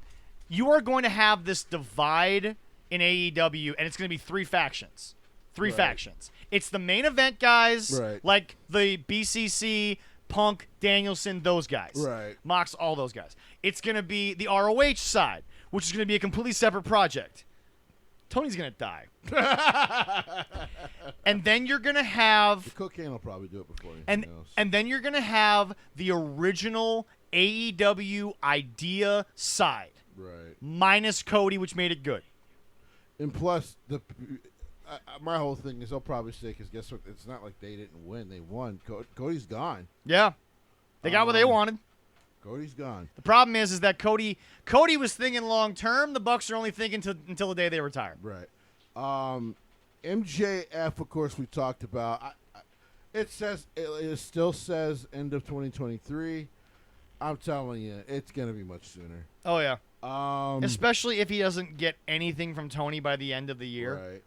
Right. Paul White's there. His contract comes up at the end of next year. Yeah.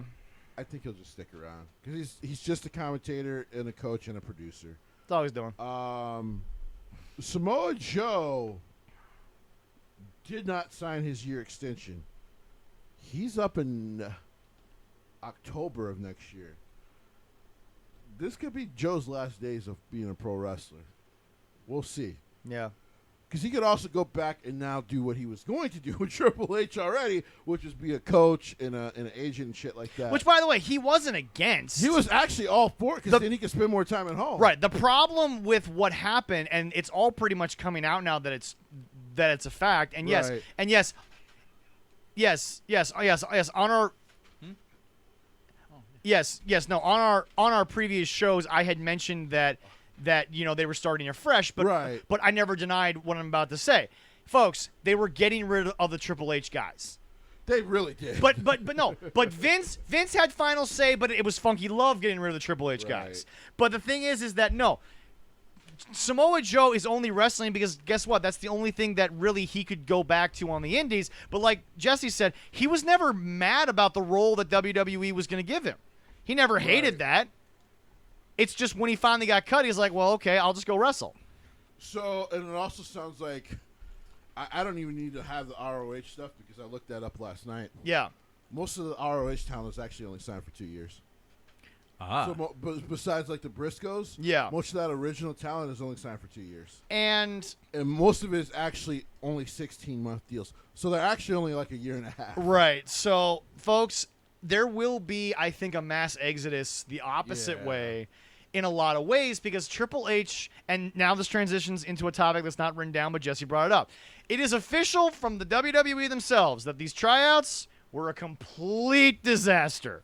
So apparently because Concussions, injuries, the whole nine knee yards. injuries, elbow injuries. So Triple H, Stephanie, and Nick apparently have not decided company-wide. Independent guys. We're going back to Because doing here's the deal. independent Jim guys. Cornette, Might be a good Jim idea. Cornette, and this is where he's wrong, in my opinion, says you can't be self-trained.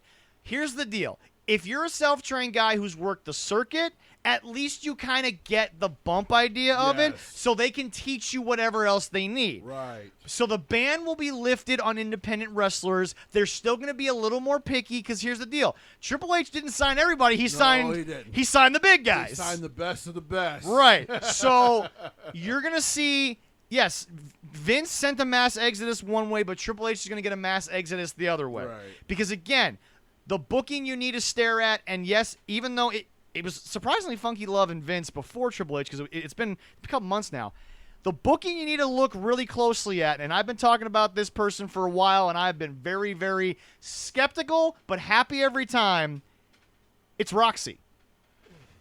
Yeah, well, yeah. It's Roxanne Perez. Yeah. She came in. She's on the smaller side of even their girls, but she's getting really good booking. Well, apparently Vince was high on her because she reminds him a lot of AJ Lee. Right. Mm. Who, by the way, AJ, Yeah. surprisingly, Who didn't start wrestling until she was like 24 or something. right. And by the So way, AJ Lee surprisingly had something nice to say about Vince on Twitter. apparently AJ Lee actually said working for WWE for her Yeah. was a dream job because she got to come every day. to Her work, and stuff her was bosses more- actually loved her. Her stuff was more kayfabe than her husband's. Right. Her husband, it seemed like they were both shooting. She was more kayfabe. He was shooting. That's because he's a dickhead, and we'll get to his comments here Yep. in a bit. But anyway, so as the era begins, Jesse, you've always said you're gonna see a lot of the same results Vince might have given, but Oh, I it's wanna- gonna. this is the one I wanted to give real quick. Real Okay, quick, yeah. real quick. Yeah. Impact names that come up. Okay. Oh. Okay. I was watching Impact, and I knew we were going to talk about the AEW contracts and stuff Mia like Yim? that. So now that Triple H is in charge, here's some interesting Impact names. HBIC. Eric Young Oh. Ah. comes up in October of this year. Okay. Jordan Grace Okay. comes up in May of 2023. Yep. Ooh. I don't think she's going anywhere. No. She might not. She might end up on WWE television. Yeah. But I don't think she's going anywhere. She also. Here's the deal. Again, her comments about Chris Benoit did not land well with people who knew the real Chris Benoit, No. and that's why I think even Triple H might have a little pettiness towards that. Sammy Callahan is up at the end of this He year. liked Sammy Callahan. And Oh. if not for Vince, Sammy was a Triple H guy. Yep. And Sammy's also said that a few times in interviews. Sue Young, who spoke glowingly of her tryouts with NXT, up next month. Okay. Oh. Tasha Steelz, former women's knockout champion, up at the end of the year. I'm just saying. No. Before we go on, we are not asking that WWE quote Right. unquote hoards talent Right. again No, and they get no. everybody. We're just saying these are people he would yeah, use. we're just saying, folks, especially if he's open to working other places, you might see a lot of one-off appearances that make you go, oh, okay. Right, right. Like I said, I wanted to bring up a few of those Impact names because and then the other one that wasn't listed here, Yep. the guy who always has deserved a second chance in WWE, Rich. Yeah. Sue Young's Yeah. husband. Rich Swan. Yeah. He's up in February of next year. Okay. So those are names to keep an eye on. Here's the other thing. Even if they re-sign with Impact, they have a working relationship That's with them. true. That's so very true. So that might get expedited. That's why I've been like, I don't think Jordan Grace is going anywhere. Jordan Grace, the names like Jordan Grace, Moose, Yeah. Josh Alexander, going nowhere. Sammy Callahan, though? Jonathan Gresham's a very interesting name. Now, we'll talk about his situation here in a little bit. Yeah. But Jonathan Gresham is a guy, because he's my age. I think he's only 33. Yep. I think if you could get him into NXT, one, that'll help him build his name. Yeah. And two, that'll help him be built to a WWE audience. Now, go ahead and continue what you were saying. All right. Where was I? Right. Okay. We are not saying that we want them to quote unquote go back to hoarding talent. No. It was a That bad was a idea. terrible idea. We are not saying that we want all of these guys to exclusively be under the banner. No. We are just saying, folks, the next year to 3 years of WWE, you're going to see a lot of in and out of a lot of people you never thought was going to happen. for sure. It might kill Vince on his deathbed, but that's a whole nother story. Well, there was a meme out there of, at first it was a joke of Ciampa and Gargano, headlining a WrestleMania. It's the chair. It's a meme of him sitting in the chair at ECW, looking just completely sad. Yeah. And then it was, of course, SummerSlam of Watching Triple H and Nick Khan bring back people I already released. right, and it was just like sadness. So, it's interesting. There's a lot more hope from even people that were turned off at WWE 10 years ago. Right. But for those of you to sit there and be like, oh, he's just going to redo Vince's stuff. No, he's not. No. You're going to see a much different product. You're already seeing a much different product. But like I said, I'm the only person that's given this timetable. And some people are coming around to my timetable, Right. but no one's really admitted to my timetable. I'm going to give it until Survivor Series. Maybe the Rumble before you really see the Triple H vision, not because Vince planned everything out, but because Triple H has been a WWE guy from the get-go. He is the guy who Survivor Series is going to look so different Yes, this year. but here's Oh, the yeah. deal. He is not going to just quote-unquote blow it up. I am not saying the black and gold brand is not coming back. We don't know. Jesse said a lot of changes are coming. We get that. But what I'm saying is that it's not happening. They're not literally just going to rebuild the old NXT set for this Tuesday's show. They're not doing that. That's not what I'm saying. They are going to create a cohesive storyline reason to go backwards to what Triple H was trying to do. It's not just going to be an overnight thing. So I'm thinking the Rumble is when the vision will truly be laid out. The road to WrestleMania will look like he wants it. But no, it is not going to be him repeating Vince. We all know that. But it's also not going to – it's going to be a middle between what Vince was going to do and what he always wanted to do. Because Triple H knew one thing. The black and gold brand could have survived longer, and they killed it for no reason. He knows that. But he also understands that, you know what? For better or for worse – I need to focus on developmental a little more. Right. Not saying he has to just go with the NXT 2.0 idea. He needs to 100% integrate it, though, into what he was trying to do. Right. Because at the end of the day, it's a cult following in NXT. Raw and SmackDown are still the goal. I need to prepare them better for that, but I knew that Papa Vince wasn't going to take these guys, so I was going to make my own thing. Right. But now that he's in charge of everything, he can't just put Raw and SmackDown to the side and make the black and gold brand this big thing. He has to make it so that all three fit on the pyramid. He has to.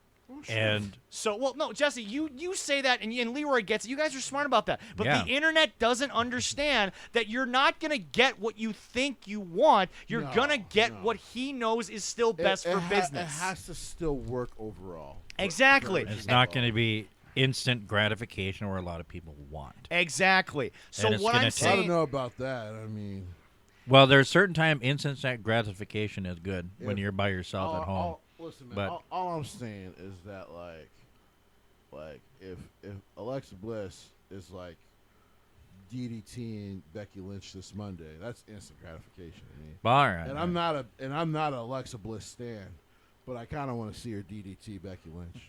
that'd be fair. But yeah, no, it's going to be really well, they're both kind of face now, so that's kind of going to be out the way. And- Which sucks. And I don't think. Fucking up my dreams already, Triple H. This is There we go. 2002 all over again. And Are you sure? All right, Maybe. come on, Jesse, slow down. And I've seen people say, "Oh, he's gonna do something against Cody." No, he's not. I've seen that. You've seen that, right? What?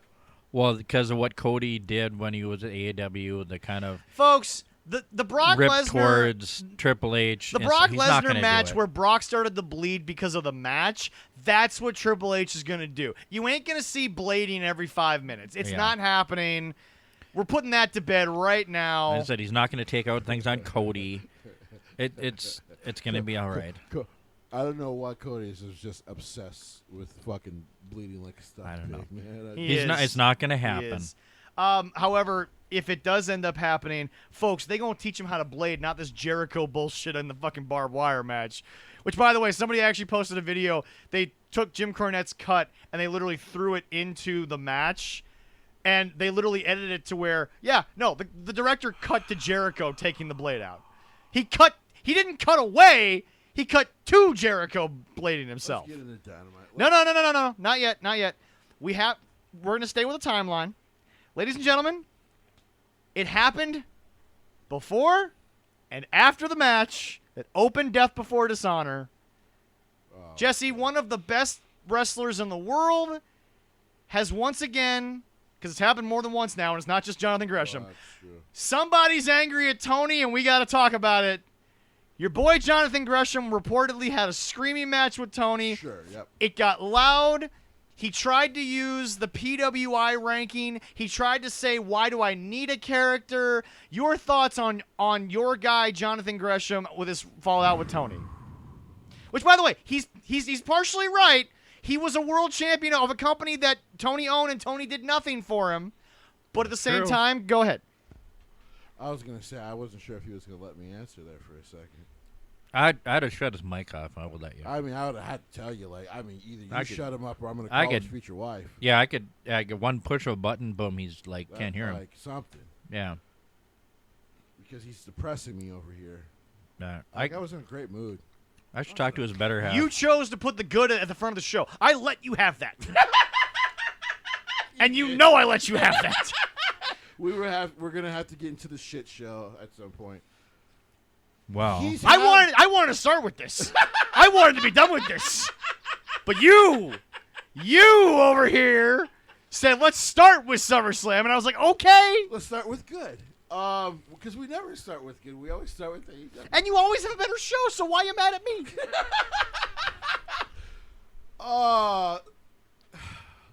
I actually agree partially with Jim Cornette.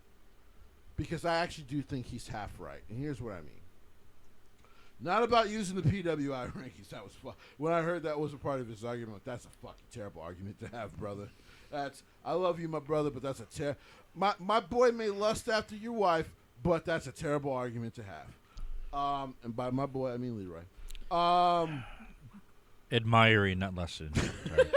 Bullshit. I call bullshit, and I'm going to say it again. Like hell, this is shoot. Like hell, I'm going to let you walk away from that statement, you goddamn ODB motherfucker. Like hell, I'm going to let you just walk into the sunset. Go ahead, Jessie. Okay. We'll use the word lust. All right. I lust. There's a couple of them I lust after, but that's all right. You think? She's pretty high on your list. She's quite high on my list. So, using the PWI as the argument was a terrible argument. The argument you should have used is you bought this company.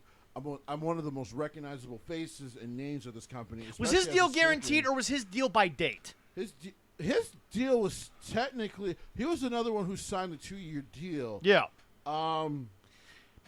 Here's the thing. Because that could have been a point of contention because he'd wrestled 3 times for Tony, Right, but he'd been signed for like the last 6 months or so. Or When did when did April? It was actually after April Fool, so it had to be April 2nd. I think he bought the company. Right, yeah, exactly. So Something yeah, like that, the yeah. last 3 or 4 months, he's had him. He's basically had him. So the part of the argument was bad, but part of the argument was absolutely correct. I am its world champion, and you never thought to use me. Like I put on 3 great shows of my own, and I was still employed with you, and you never thought to use me. You barely used me on Dark, And if you were going to use me on, I don't even count using him on Dark. You want to use some developmental person Well, on here's the Dark, thing. go If for you're it. gonna But the Ring of Honor World Champion? if you're going to use No, Ring of not Honor on World Dark. Champion on Dark, it gives you a chance to not promote it. Hey, listen, we're going to have this really cool match with one of our young guys. Tell Ring of Honor Excalibur World to stop Champion. talking about moves for 5 seconds and just promote Dark. It's not that hard. That's a Tony decision. So, That's what I'm saying. I know. It's a Tony decision. So, because trust me, I'm sure Excalibur would much prefer to talk about Jonathan Gresham. If they're okay. Pause for a second. I apologize, but this is where I'm gonna give the fans what they want. I'm gonna admit when I was wrong in the sense that I have done a lot more digging ever since you've mentioned meeting the guy. Yeah.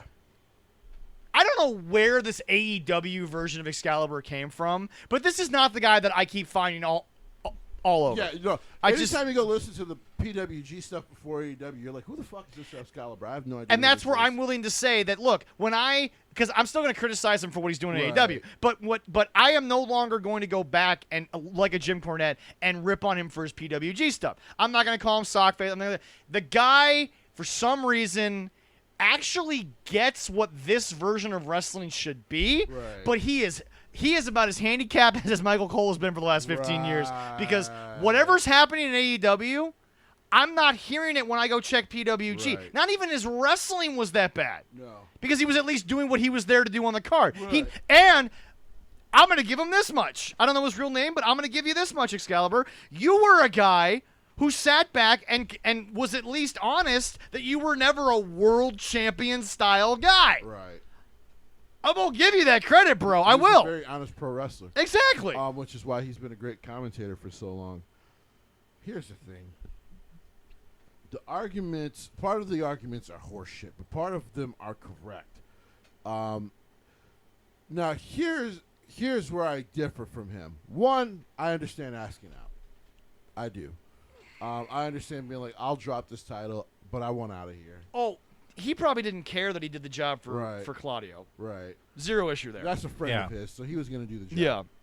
But, and by the way, he does have high respect for the business, so he was going to do the job. What I have a problem with, and a big problem with, because I never expect this out of Jonathan Gresham, is the tantrum. So basically, he throws a tantrum over the fact that Tony's like, well, technically, I still got you at least for a year. Okay, by the way, that's comments like this are going to come back to haunt Tony in the future. Oh, 100%. Oh yeah. You we- said you weren't like Vince, and you sound a lot like Vince. We talked a lot last week, especially when I came back, about the stories that are going to come out about the Elite in the next 4 or 5 years. Right. Put him over while he's signing the check, but once the check stops, let me tell you something. There's going to be some Tony Khan stories as well. Right. So, by the way, which is why they got all pissy and antsy when all of a sudden, Swerve, Swerve, yeah, not the male, the female. Swole. Thank you, Swole. Big Swole, yeah. Thank you. Big Swole was talking about like some of the backstage stuff isn't all like hunky dory. So I think we all knew that. She just confirmed what we all knew. Because Right. here's the deal. This is wrestling. While there are good locker rooms, Right. we all know in this situation there was no goddamn way. and not everyone was going to be happy in that kind of. But you want to know what has more heat than the AEW locker room with Big Swole? is? Haitian Heat hot sauce. Yeah, That is so true. Ladies and gentlemen, Al Sands, local boxer, his fight's back on. They're going to have themselves a Which is nice awesome. little fight. All right. Before we get Al on, we're going to talk to John, who's part of his fight team. Come on, talk a little boxing as well, because John really wants to do that. So Fun. we're going to bring John on, talk a little boxing beforehand. He's a huge boxing nerd. Awesome. He recently just did the last ESPN boxing card. He was a photographer. Oh, cool. He actually did cool. Nice. photography for that card. Wow. But yeah, no. Haitian Heat hot sauce and the barbecue sauce. Yes, sir. Ladies and gentlemen, as Jessie has said numerous times in the show, the Amazon store is on its way.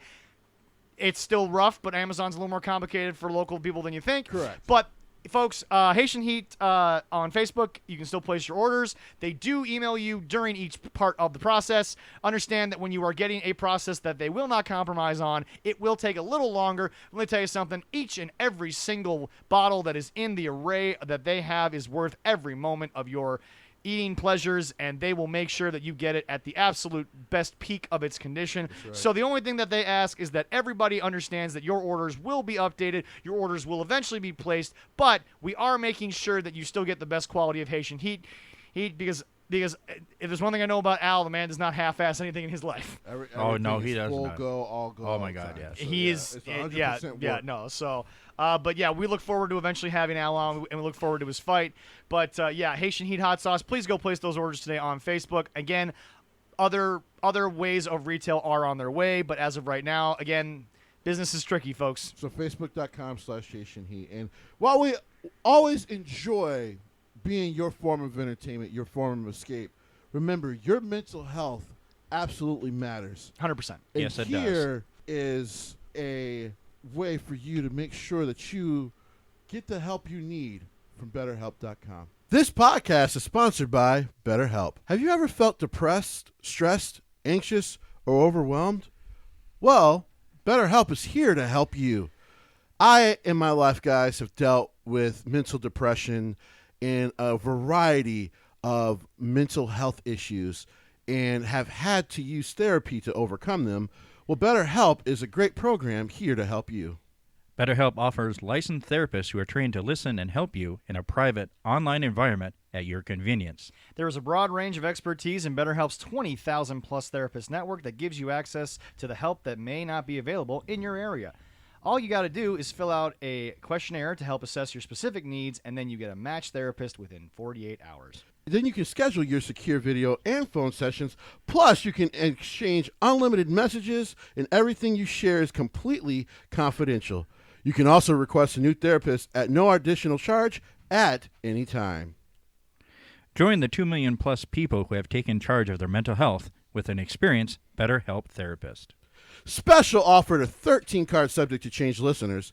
Get 10% off your first month at BetterHelp.com/13 cards. That's better, HELP.com/13 cards. Thanks again to BetterHelp for sponsoring this podcast.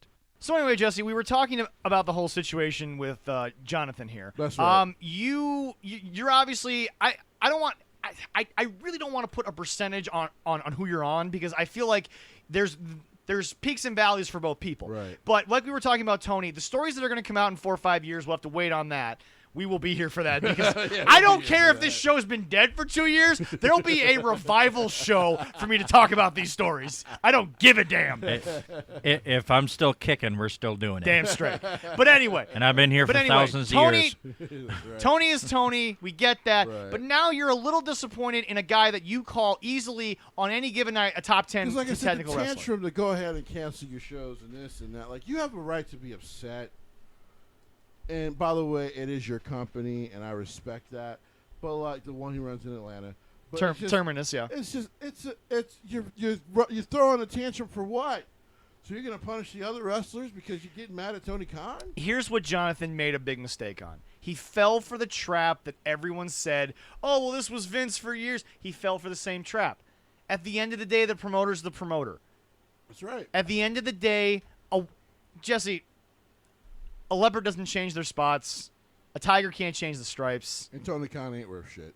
And at the end of the day, Tony Khan is just like every other wrestling promoter that's Right. ever been in the business. At the end of the day, the office wins. You want to know why? They cut the check. Right. And in contract situations, you got to read the fine print. Like it truly does matter. This is why Jesse's our treasurer, because, ladies and gentlemen, if there's anyone in this world that I trust more to read contracts other than Jesse, it's my aunt. But she's a lawyer, so that's why. I love to say it's a part of her job You're the biggest non-lawyer person that I trust to read a contract. because I don't like to sign anything that I don't trust. Exactly. But that's just it. It's just look, John, we know your ability to wrestle. Right. But there's a couple of things at work here, and this is Jim talking, not me. Bro, you're still not bro, size does kind of matter at the top of the key. I get you were the Ring of Honor guy, and that wrestling that company was a bit different. I get all that. But bro, there's a more professional way to do this. There's a better way to handle this. You got screwed over because Tony Khan doesn't know what he's doing with ROH because he bought a toy. That's all he did. He overpaid for it. He severely overpaid for a toy. But, Jonathan, what you need to understand is that I'm also going to blame you. And Jesse, let me finish before you go on, and I'll let you respond. You were the Ring of Honor World Champion. Right. You were keeping this alive, a la AJ Styles when he was the Impact Champion. Did he defend it in Japan, or was it just local? He defended In Japan? Okay. But anyway, Jonathan, you sat there and you watched this man buy this company. And you watched him treat the two of the biggest originals like nothing. And I don't want to hear that, oh, it's the TV stations. No. You have money. You have power. You have grit. You can pay the fines. Because you're paying half this roster's like paying fines. Cut half the roster and funnel the money into the fines for putting the Briscoes on television. There You go. took. You're being punished. You want a rant, Jesse? Here's a rant. You took the greatest in-ring tag team before FTR finally got their shine. Yeah. You took arguably the best consistent tag team of the last 15 years, and you just said no because a TV station said, we're mad about tweets from 10 years ago that have been apologized for, that have been redeemed for. Jay knows he made a mistake. Jay's kids are older now. Leroy, when your kids get older, you think a little differently about the kids. Oh, yeah. Look, you're still a parent. You still want the best for them, but you understand when they get older, you don't have to protect them as much as you did when they were smaller. Yeah. I don't protect my son who's 27 as much as my 10 or 7-year-old. That's literally the example I'm trying to use. Yeah. He apologized. They were simply words. I don't think Jay hates a person on this planet. He's a very nice guy from what I've heard. But you put the dude who more recently than these tweets, and Jim was right, robbed a bank, high on methamphetamines, and got you messed around with a pizza sponsor who's a national pizza sponsor. And that guy was on your television, and TNT doesn't seem to say that's no, because I have heard nothing about them banning Nick Gage anymore.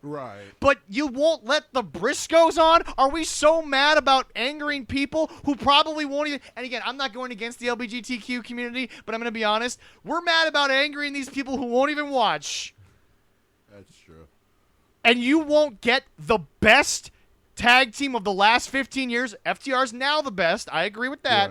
But the best tag team of the last 15 years, you won't put them on your national television show. Jonathan, you had to know this was going to come. Claudio shows up. He's the new shiny toy. The dude that you're talking about, the dude that you lost to, the guy's the new shiny toy. This is a Tony Khan special. The new toy shows up. That's who I'm gonna feature. Who's the next toy? If it's in Ring of Honor or Impact, just fucking name it as soon as this contract is over. There you go. Because it doesn't even look like New Japan is really willing. They might do another Forbidden Door, but that's going to be it. That's going to be their extent of working with. They might do a yearly one-off show. They ain't doing more than that. Because that show is... Because Takashita's going to be at MAW in 2 weeks. He's basically done with them. He's going back over.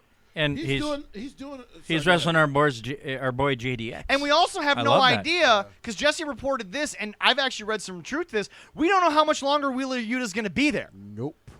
We have no idea. Not at all. I'd love to get my hands on that match, too. Deal right now. Oh, is he? Yeah. Okay. But anyway, no. Jesse, your response to me basically saying, Jonathan, bro, you got to get better for yourself. And you had to know this was going to happen. I don't know if I have to teach you the words of my guy like a New Yorker, but you're sounding like Vince Russo over there. I got to stop. Bro, listen. Bro. Bro now. Broski. All right. Bro. All right. Got to hit him with that.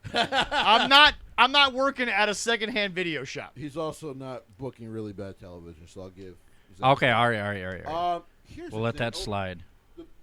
The big Find thing the chair. overall Find the chair. About Jonathan Gresham. Sorry, guys, I had to stand because my knees were hurting. The big thing about Jonathan Gresham overall is the fact that, like, you should have known better. Like, everyone, like, you talked about the hopium. Well, AEW's in its 4th year. We know what the company is. You should realize what the company is, how Tony works. The hopium should be gone now. You should understand what they are and what they are not. Because now that Vince is gone, if you still hate WWE and you won't give this a second chance, then you're just clearly not wanting this to ever work. Right, you don't want it to work. You never wanted it to work. So yeah. I put him as a caring if they're going to be Well, like. the problem's gone.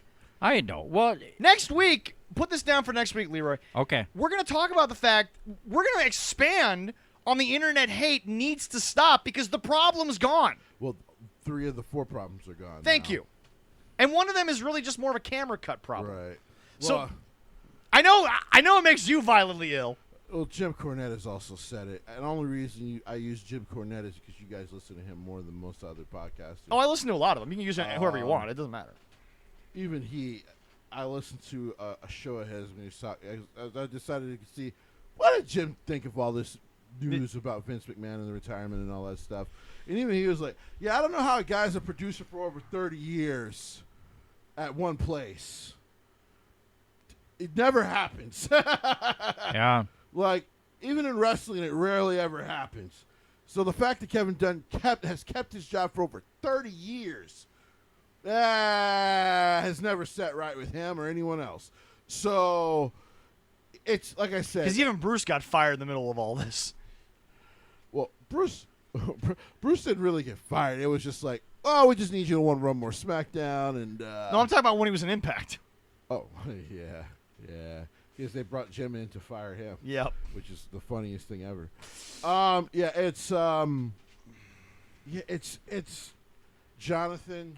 I just get over your feelings a little bit, and I hate saying this to people. Right. Sometimes I don't, but in this case I do. Yeah. You got to get over yourself a little bit and understand. You should have understood when you started working for Tony what could happen. Jesse, we're almost 4 full years into this company, and Leroy, you've been here for the whole run. Oh, yeah. Everyone says the WWE blueprint's laid out. The AEW blueprint hasn't changed in 3.5 years. No, It's the same thing. That's why I said, what's going to happen with these trios titles? Name a trio that's worth giving the titles to. Oh, wait. There is one, but you gave them the ROH trios titles, Right. so they're not going to give them both belts. So No. name a trio that is legitimately worthy of having the title. Sure as fuck ain't the Dark Order. No. So guess what? They're out. Name another They're trio. a joke fucking group. The Best now. Friends. No, the Best Friends have never been given it. If anything, the Best Friends at this point, if you look at how much TV time they've been given, should be 4-time AEW World Tag Team Champions. I agree. No, I agree. Oh, it's somebody- not going to the Best Friends because even Tony Khan thinks they're a fucking joke. Right. Because look at how he makes them dress now. Right. The Elite are the only legitimate trios. The Death Triangle doesn't exist right now because I think Phoenix is still out. No. Yeah, Pac he is- still Pac is. is going around the world defending that title that they made. Yeah, no. So And on Pac, Dark. So Pac is busy. Right. So the two brothers are fine. Yeah. Because every now and then they're still involved with Andrade El Idolo. I rolled my eyes very loudly. You cannot hear that on a podcast, but The only other people that We'll people check back have in the been, audio. We might have been able hey, to. you know what? At least Andrade's not in a stairwell this time. You know. Yeah, There no, we he's go. actually in the back. Right. The only people that group that they put was Luchasaurus and Jungle and Jungle. We're not Boy. talking about that crap because I'm But, sorry. Well, I don't know. The lamest face turn I've ever seen in my life was after 3 weeks the guy goes. Well, I from- know, but that's the only one Ugh. they threw out there, and I'm like, wait a minute, who's the third guy? Let's get into Dynamite. No. Before we get it, Leroy, they're just gonna turn Christian face again because he's basically Big Show now.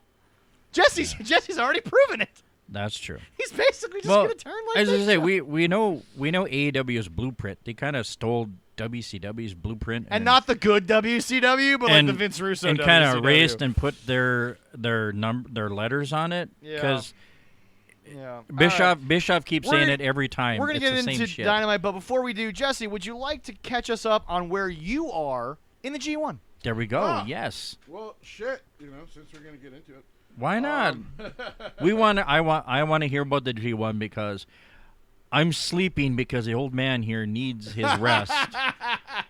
And after I have the girlfriend over, I need rest because Right, she's right. younger and I got to keep in touch. She keeps you up. Well, hopefully. And then I need my rest so I can keep going because she's, yeah. Guys, we can't get into what he's actually talking about here because we'll get pulled off the air. No, very nothing quickly. bad. Oh, I didn't say it was bad. Was I all just said good. it was graphic. No, nothing graphic whatsoever.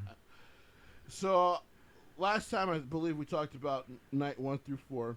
Yeah. The whatever the first what you watch first. Right. So we got through night through 1 through 4. Yeah. I've only gotten through a couple more nights. So I'll just talk about the nights I actually watched so far. Yeah. El Phantasmo beating Yujiro Takahashi night 5 for D Block. Really good match. I actually gave him 15 minutes, which is a bit of a shock. Okay. Yeah. Interesting because, of course, Yujiro is also a member of Bullet Club. But he's one of the original OGs of Bullet Club. Okay. Yeah. But they seem to be fairly high on El Phantasmo this year, building him. Remember, usually after the G1, they start to do Super Juniors. So we'll see if El Phantasmo gets a great run, not only in D Block but also in the Super Juniors, because he's not winning the damn thing. Yeah. Sonata beat Taichi in a freaking phenomenal match. 16 minutes. I mean, it was just freaking awesome. Taichi. So I get that they're insanely high on Zack Sabre Jr. Oh also, yeah. the fact Yeah. he just turned 32 a couple weeks ago. So happy belated birthday to Zack. Not our Zack Sabre Jr. Me and our Zack share a birthday a day apart, so we'll usually say happy birthday to each other. Normally, yeah. And mine's a couple weeks before yours. Oh, Yeah. Beginning of the month. ah, Yeah. we're all January babies. How fucking terrible when we live up here. So's my wife.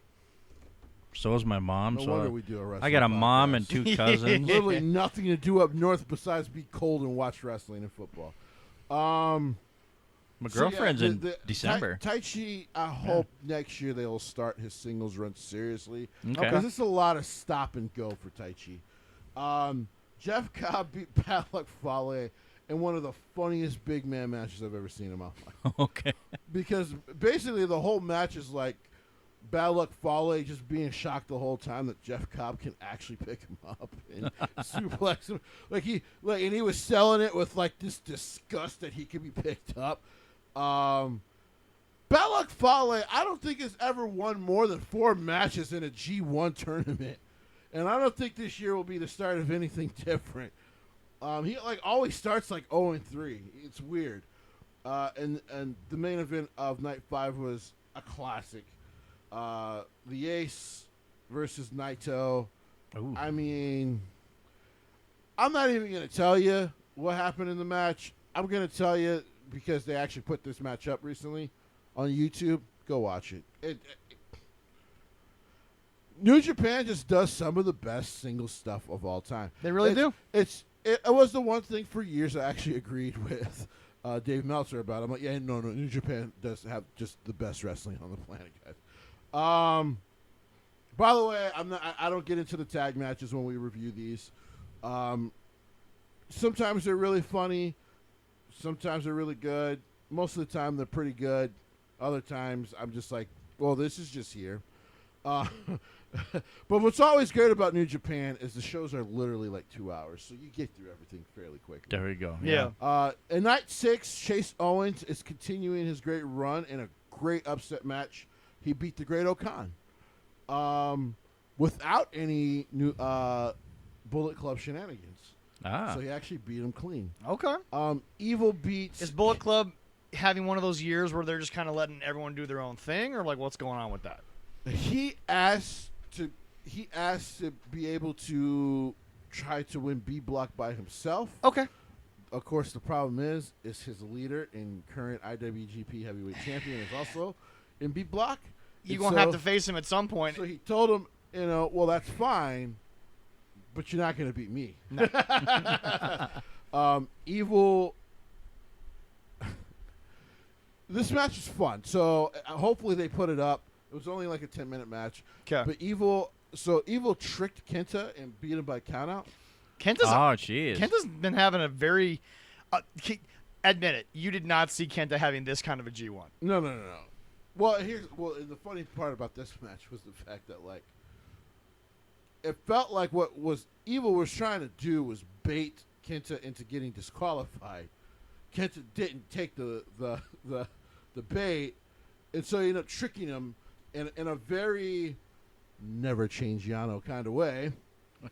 He actually ended up getting Kenta counted out. That's great. Which made Kenta sad and laugh at the same time. It was actually really. It was the most sports entertainment thing I've seen New Japan do in a while, but it was fun. Lance Archer beat Tom Lawler. I'm sure that was a banger. I am telling you, dude.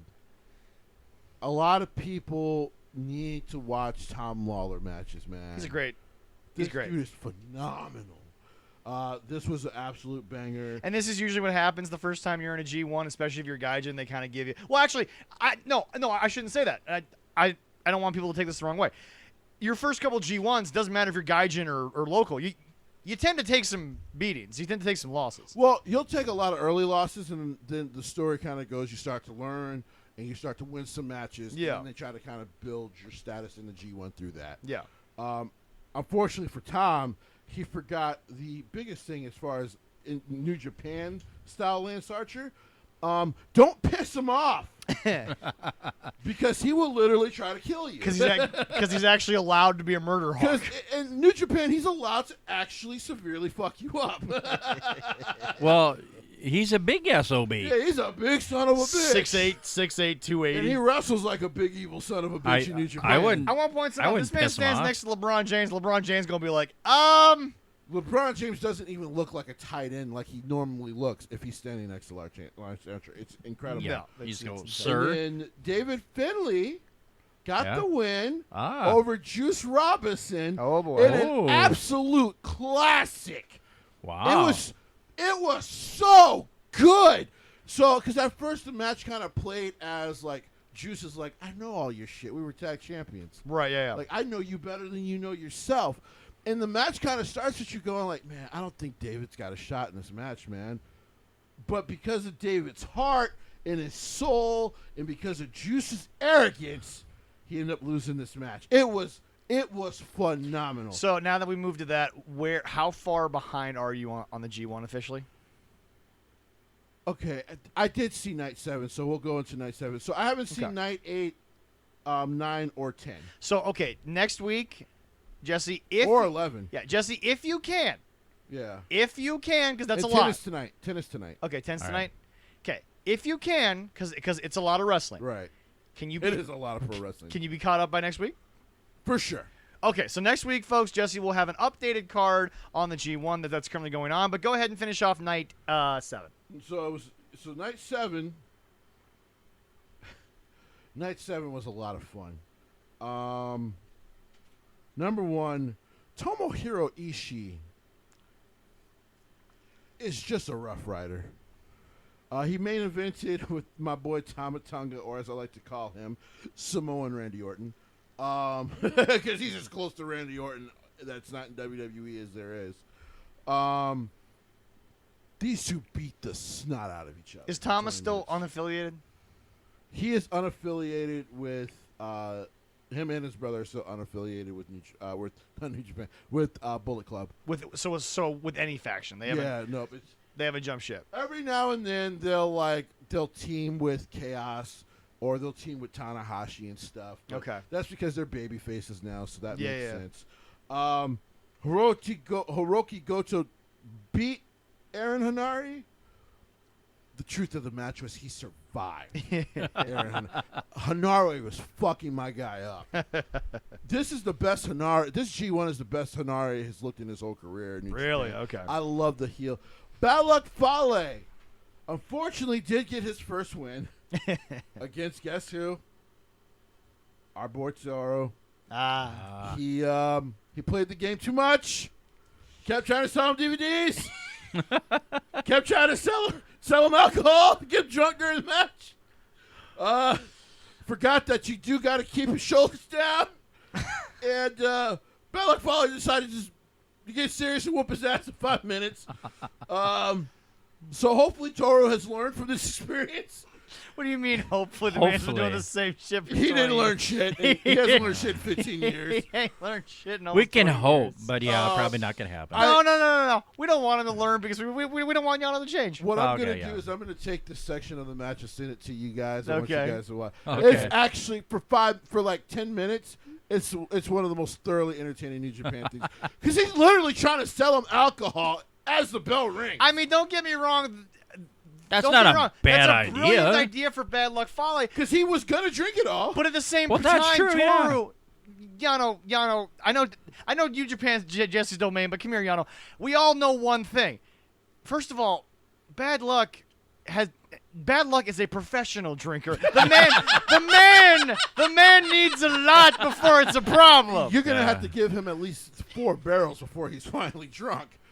And then, in the start of the G1 night for night 7, Yeah. Will Ospreay got a very decisive win over Takahashi. Takahashi Yujiro, he did get some good offense in. Yeah. But like I keep telling people, Will Ospreay might end up being the guy who does beat Jay White. Well, Will is on a tear right now. Will is getting his championship back. Yeah. There we So go. yeah, like I said, next week hopefully I will have the other 3 to 4 nights completely caught up on. We'll go over them. Okay, sweet. Yeah, All right. is there any big standout or surprises with you so far at all, or no? So the big one right now is Aaron Hanare Okay. because heel Hanare has been impressive. Really?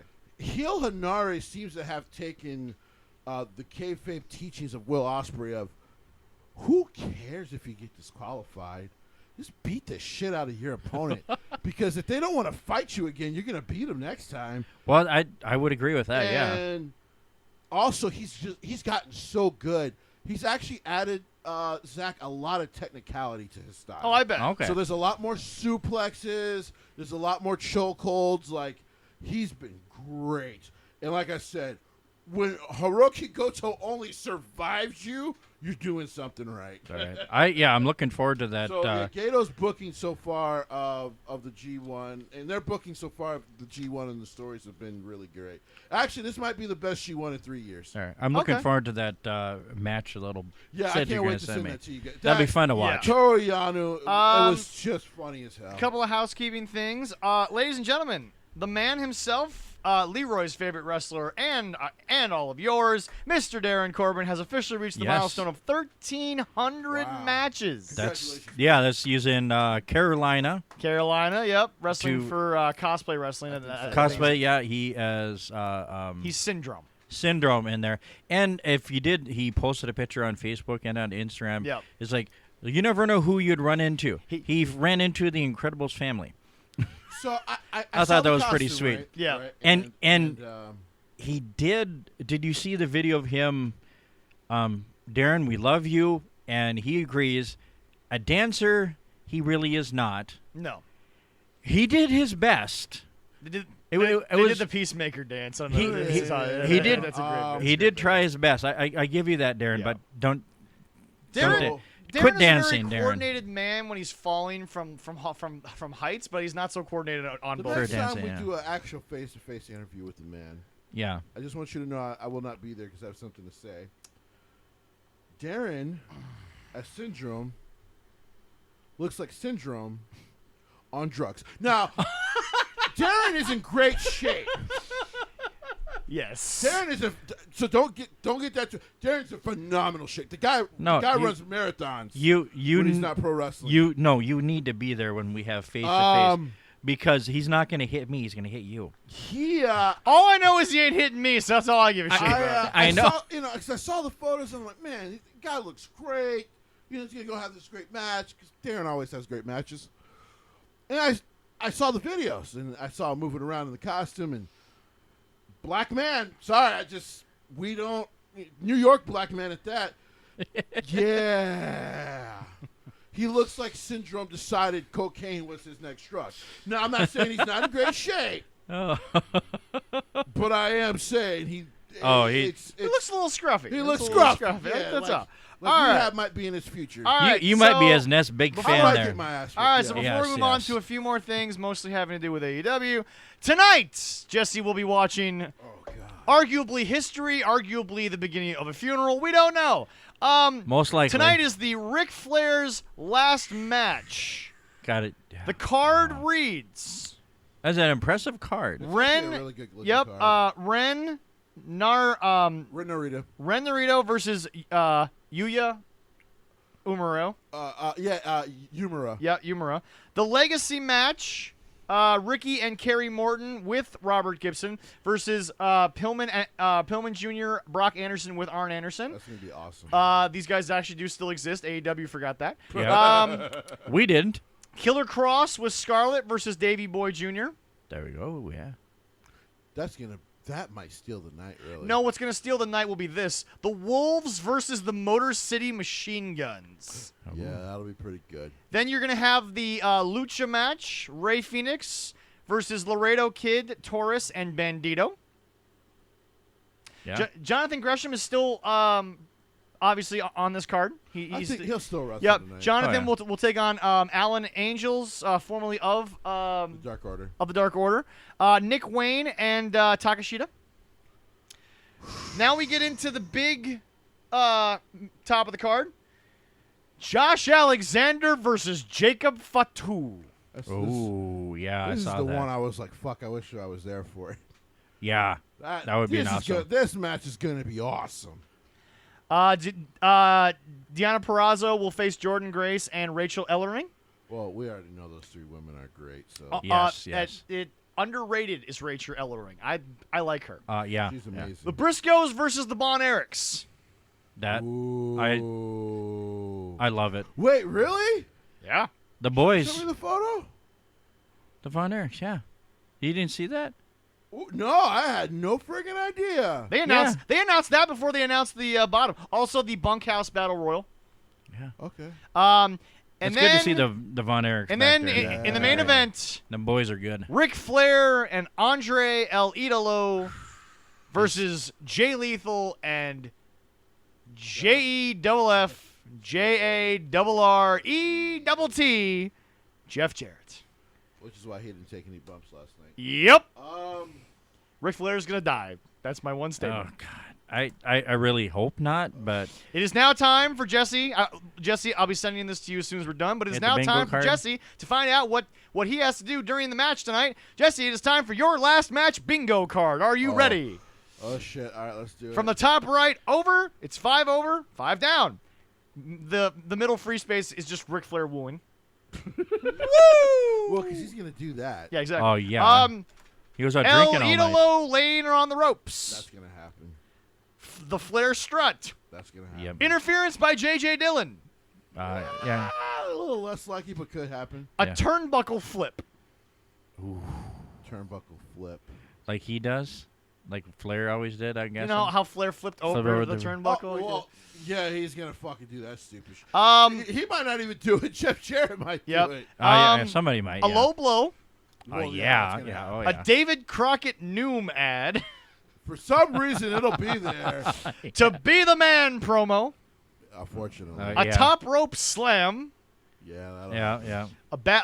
A back body drop. Oh, for sure. Yeah. A lethal Flair impersonation. Oh, Oh. God. Yes, please. A figure 4 leg lock. Oh, for sure. Well, yeah. An eye poke. yeah. Yeah. The free space. Couple of them. That's A- a definite one. A ridiculous flop. Oh, there'll be like duh. 17 in this. Save with Conrad ad. That actually could happen.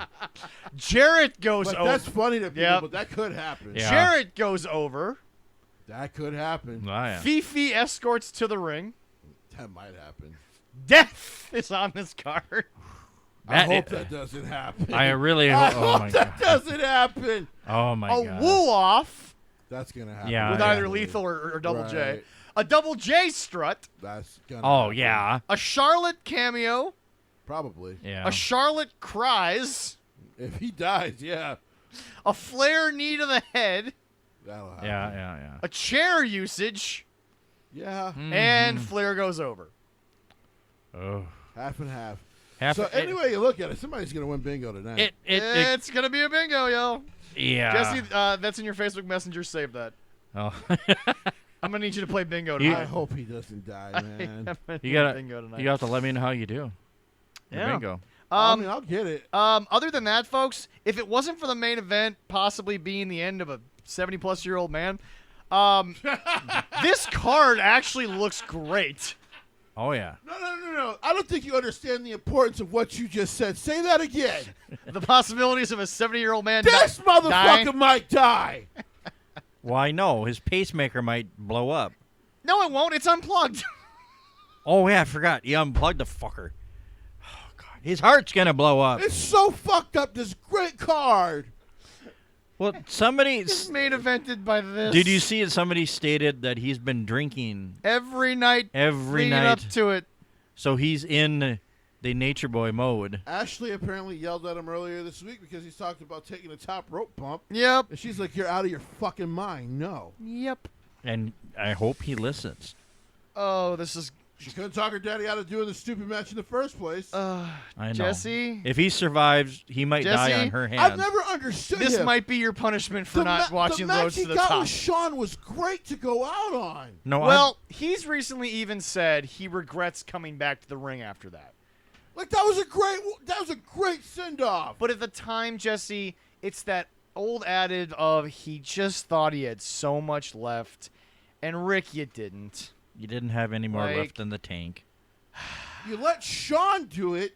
It's the old fucked up adage for Shawn Michaels because he was one of the greatest of all time. You let Shawn take heat for ending your career because Shawn can take it. Poor Vince always put Shawn in these terrible, terrible binds. But it was the right way to go. I agree. Still, Even babyface Shawn knew he was going to take heat for ending Ric Flair's career. Yep. and Well, it's, I never give him heat for that. Before we get to Dynamite, I never I give did him either. the before love we of get my to Dynamite life and for all that, that, We all cried like little bitches. we did. Yeah, I we- hated the Ninja Onions that night. Yep. I know, Before so we- did I. Before we get to AEW, So did and I. yes, we're going to end with this because Jesse wanted to. I'm going to blame Jesse on that one. Before we get to that, Jesse. I was happy we just didn't end with Ric Flair's death. That, Yeah, exactly. Well, then you need to use our link if that happens. God. Jesse, Mr. Second City Saint decided to talk one more I'm time. so oh, this asswipe. So now we're going to talk about that. Hey, He is Chicago, he's so bitter. Can you guys just adopt Mustafa Ali? Please? And, like, just be like, actually, we don't know CM Punk. Mustafa Ali is our favorite, and we can all be happy and move on. Oh, there we go. Yeah. Dude, we get it. You never got to main event WrestleMania. You know who else didn't? A lot of Hall of Famers. A lot of Hall of Famers. A lot of all-time greats. Last I checked, Ric Flair how many did he get? Ric Flair probably should have gotten more than what he got. I think he only had 5 WrestleMania matches. And when would it? And did he? Most of them were later in his career. Yeah. Did Rick ever get a main event in his No. prime? No. Well, the stuff with Shawn was considered a main event. Obviously, yeah. But, yeah. Well, but remember, Punk's the guy who said, and I quote, "The main event's the last match that goes on." That's not true, though. Well, but remember, this is where the guy lost me. Because he said it on the podcast with Colt Cabana that they were like, well, you're facing Triple H in a double main event. No, the main event's the last match. Punk, that's where you lost me.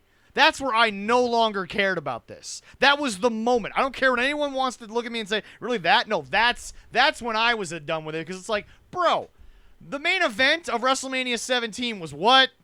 Rock versus Hogan. Right. End of conversation. And that wasn't at the Nobody end. needs to question this. Right. And guess what? Even Jericho was like, yeah, we shouldn't have gone on last. Right. But it's like, bro, can we be done? Can we just stop? What else can you say that only a... How do you, who by the way, you are a fairly intelligent human being. You married that wonderful woman. You have a decent artistic career. But Yeah. you can't tell the only people still in your corner are a bunch of smarks? He's the new bitter old man. He's not even that old. I know, but he's the new bitter old man. Yes. I can see why I idolize Brett. They are both 'Cause a he's- bunch of Canadian scandalous bitches, aren't they? Is CM Punk from Canada? No, he's from Chicago, but either way. Oh yeah, he's pretty close. He He bitches like a Canadian when they can't win the Stanley Cup, so I'm going to give it to him. He just has to go across the lake. Disown Justin Bieber, you'll win a cup. I've been saying this for 20 years. Dude, Justin Bieber can die. I don't give a Justin shit. Bieber has been decent as he's gotten older. He's had no choice. The wife finally smartened him up. He's been a decent dude for a while. I haven't heard from him. Unlike CM Punk, who can't grow up. Yeah. Maybe. By the way, Punk, you AJ go has to do that to him. All I right, don't Leroy know. doesn't know this. You kind of know this. Oh, During shit. the Death Before Dishonor media scrum, Oh, great. You didn't. Punk was a topic of conversation for Mr. Tony Khan. He was asked. I believe it was the PWI insider guy. Asked the question. By the way, Ringside News is nowhere near these press conferences anymore. They shouldn't be anywhere near anything after that bullshit. Yeah. But anyway, no, legitimately, and I quote. When do you think Punk is going to be back? Do you think are you thinking Labor Day in Chicago because they have 3 shows in Chicago? Right. It's gonna be All Out, Rampage, and Dynamite. Right. Which, by the way, Dynamite is actually scheduled for the night after Rampage. I'm guessing that's a TNT thing. So don't fucking film it right after Dynamite. It's not that hard, you idiot. Well, they're dumb. Plus, they're only there for an hour show. But anyway, so he decided to get asked about. They got to tape Dark and Dark Elevation, even though they have a full studio to do all that stuff. Yep. Right now. They're dumbasses. But anyway, so Punk. So one person he was is. asked about Punk. Yeah. And he couldn't answer. No. He answered. He answered about something about what I don't know because he talked for about 5 minutes and got nowhere. Because this man basically said, and I quote, well, I didn't hear him at the panel at San Diego Comic-Con, so I don't want to step on his toes and say anything he did. Oh, so wait a minute. You're telling me that you didn't clear an interview with somebody? You didn't know exactly what they were going to say? Sounds a lot like someone else you should actually be opening the paycheck for. There you go. Yeah. His dad tried this with Urban Meyer last year during the football year when his dad was starting to come to the realization, fuck, I should have never hired this guy. Oh, yeah. Tony's too much of a mark for that. Tony, you're full of shit, man. Of course you heard what he said. You want to know how we all heard you know what he said?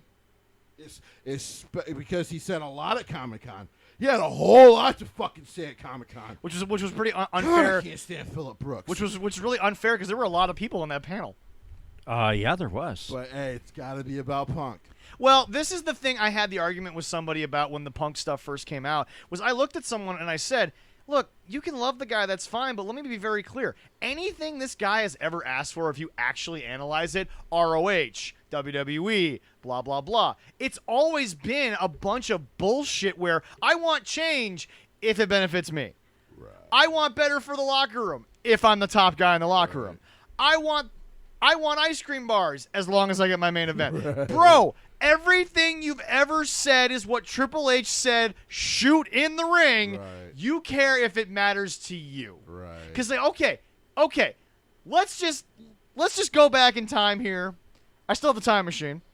I'm storing it in Leroy's backyard. He doesn't know about it. Nobody tell him. It's disguised as something else. You'll find it later. Anyway, I'd send the kids after. They'd never find it. Exactly. But anyway, we're gonna go back in time. Let's say he gets the ice cream bars. Let's say he gets let's say that he gets change. Let's say Triple H takes over long before that, or someone else does, and he gets all this stuff, but he never gets a main event. He'd still be bitching to this day because he wanted one thing. He thought that wasn't too much for a star. Yeah. And he never got it, and he will on his deathbed still be bitching about this. And that is why I don't give a shit about this anymore. Because guess what, bro? You bitched about this for 7 years when you were gone. Right. You've cut the same promo from the day you walked in Rampage. Right. You have. Right. And by the way, can I also so be honest about one thing? Dude. You wanted change. You named all these guys that Vince cut. You named them all. Chris Masters, Chris Adonis now, all this stuff. You named all of them. Bro, you came into this company about working with younger talent. You beat them. You beat all of them. Daniel Bryan, who we're about to talk about, Bryan Danielson, just put over a guy. Yes, he did. Bryan Danielson has losses and ties Right. in AEW. Right. You can't take a loss unless it's Maxwell Jacob Friedman, and you fucking knew you couldn't beat this guy because even the crowd would have turned on you. Right. You are as... You know what? I'm surprised Punk didn't end up with the Bucks before Cody. They're all as delusional as they fucking don't want to say they are. Yeah. Take out Kenny, because at least Kenny was mulling over a 7-figure contract, and insert Punk, and what's the difference? The Bucks are still just a bunch of bitter old bitches, but they got another bitter old asshole they can work with. Yeah, he's the older, bitter Instead asshole. of tagging with what they're going to try to do and tag with Hangman, they should actually just tag with CM Punk. You know? Oh, Yeah. yeah, by the way, your former 'Cause world they're just- champion's they're going to just tag three with a bitter bitches that no one wants to listen to anymore. I am tired of this man and his comments. Just because you have the right to speak doesn't mean you should. Yes. That is true. They always tell you freedom of speech actually has its limits. Yes. You cannot run into a burning theater and yell fire when there is no fire to cause chaos. When you are... That does not protect you. As I had to explain, if I may, to some high school students I used to go to, and if any of them hear this, thank you for listening, but you were all wrong.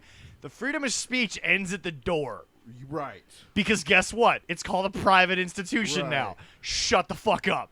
And in his case, it's just bitch complaint after moaning. He can't bitch even have fun at complaint. San Diego. Who the fuck doesn't have fun at San Diego Comic-Con? You look fucking miserable. I know he what, did. dude? Why did you go? Because Tony paid you to go? Maybe his foot still hurts. Hey, if I pay you, can I bang AJ Lee so she doesn't have to bang a bitch every night? What is his problem? I am so over Philip Shut Bro- the hell up! Oh my god. May- I am sick of this man. Maybe his foot still hurts him. Oh, his foot hurts. We know that. He ain't coming back by Labor Day. No. I'm not. I don't care if his foot hurts or not. Because you know what? That's something else to just bitch about. Shut the fuck up. And then, of course, everything he had to say about WWE. And that's how I knew Tony was full of shit. Because you addressed that he said that, Yep. but you didn't hear the other stuff. Yep. Guys, the reason why ourselves and now apparently Steve and Larson have taken a little bit of heat is because we're the last of, especially the American viewers, because none of the British podcasters would talk about it. And you guys already dubbed Jim Cornette the biggest hater of AEW, so it is what it is. Yeah. But We're not the biggest haters. I'm working on it, but Son of a apparently, bitch. I actually per minute compliment them more than Jim Cornette does. Oh, okay, yeah, What does that you say might. about us? maybe we do. Because I'm fair to wrestling. I try to be very fair to wrestling. Exactly. Oh yeah. And we do actually like some indie stuff. But this son of a bitch. I swear to God. I've had it with him. And then cocaine feud, fucking Tony Khan. Get the fuck out of here. You guys named this man Booker of the Year twice? This guy? It's about to be 3 times. Really? Well, he's Really? given. There's no one else on the list. Don't give me the list of who it is. He's- There's no more nominees because guess what? They said it on the internet finally. Can we finally admit that these people that go to these media scrums are paid by AEW? And I commented, we already knew that. Why are we just now getting to this conclusion? Dave Meltzer took 10 years to give a 5-star match to the WWE. I know that it wasn't their best era, but they had 5-star quality matches. Yes, they have. Oh God, yes. Don't give me this shit. NXT damn sure did in those That's years. what I'm fucking saying. He's But it took you 10 years, but you gave Nick Jackson or Matt, one of the they are apparently the GOAT according to the Wrestling Observer because they have the most 5-star matches of all time. And yet, you know what never got a 5-star match? I'm going to say it again. Flair Steamboat. Fucking Flair Sting. They never had a 5-star match. Oh God, yes. How many Starcades did they main event? Yeah. What Flair and He didn't give 5 stars to Anybody. Dynamite Kid and Tiger Mask. Which is bullshit. Those matches are why you have 90% of what you have right now. Exactly. he didn't get any sexual favors. That's why he didn't give 5 stars. How can you do it? How can you bang someone that has an office like that? Well, that's why I don't know. Phil Siegel has an office like that. Oh my God. Being a wrestling fan doesn't make you a For loser. 10 years, you're telling me that a wrestling company of that size didn't have one gem in 10 years? I'm sorry, Shield Evolution? Yeah. Those were still good. Oh God, when, yes. When Dave was still motivated to be a wrestler. John Cena did have some decent matches despite the 5 moves of Steven doom. Larson might be polite about it, but on this show, I will not be polite about it. CM Punk is one of the worst fucking things that happen to pro wrestling, and I blame Vince McMahon. You want to know why? And to the CM Punk stands, you want to know why I blame Vince for him? Because he gave you what you wanted, and you still didn't thank him. Nope. He made Punk a star. Yep. He said, fuck it, I'll put the company on his back because everyone thinks I should. And maybe it was the right thing in certain senses. But because Punk didn't get fucking everything he wanted, he complained like a little No. bitch. Pause. We need to make this clear. We're all on the same page. I'm not questioning what you're saying, but we need to make it clear. And I'm going to say this to every motherfucker that comes at me from here on out. He got everything but one thing. Main event. You got everything but one He didn't thing. get the ice cream bars. He got main events. No, he didn't get. No, his, he didn't. No, he didn't get the WrestleMania main event. He didn't get a That's it. WrestleMania That's the main only event. thing on his list of Wasn't demands that he never Rock got. Cena for that year or whatever? Yep. Well, guess what? Rock and Cena sell a stadium out. Yeah, you didn't. He wouldn't. You couldn't sell out the Well- bingo halls. Danielson and Joe sure as fuck did. Right. If they were in Chicago, it would have been sold out. Yes. You got everything you wanted but one thing, and you are the most ungrateful son of a bitch I've ever seen in any sport. I never thought I would say this about a Triple H shoot promo. Boy, he looks right. He All looks- these years- he looks so fucking right. But again, growing up is where you realize Triple H made sense and Right. Punk was a selfish douchebag. Right. Yep. He actually saw through this motherfucker the whole time. And to be fair, he admitted in that shoot promo, I'm a selfish motherfucker. Right. But I at least had the guts to do what was best for business because I had to get humbled a few times. Right. The problem is, look at everywhere that CM Punk ever worked. They catered to him because he brought an audience that spent their money. Well, Right. guess what, Punk? They're not spending their money because this company is nowhere near what it should be without you. And I get it. You're a star. I'm not taking away what you did. I am all for selfishness. I'm all for getting paid because that's how the world works. I got a few people in my life that don't like that. Don't like those comments. You know one of them. Yeah. But fuck, that's how the world That works. is how the world works. But guess what? At least when you get something, you can fake being apologetic and fake being thankful. You are a selfish prick, and you have been that for a long fucking time. Timestamp this. 3 hours and 9 minutes in. Okay, so about 3 hours in, turn on the damn podcast. We haven't even gotten to Dynamite, but that ain't going to take long because God did it suck. But here's the deal. CM Punk is like having a fucking older sibling who appreciates fucking nothing. Like, it is so infuriating. Like, dude, like, how much more can you be given before you just shut the fuck up? Like, at some point. Jessie reported your deal was $8 million. You got $8 million in wrestling, and you're bitching about anything?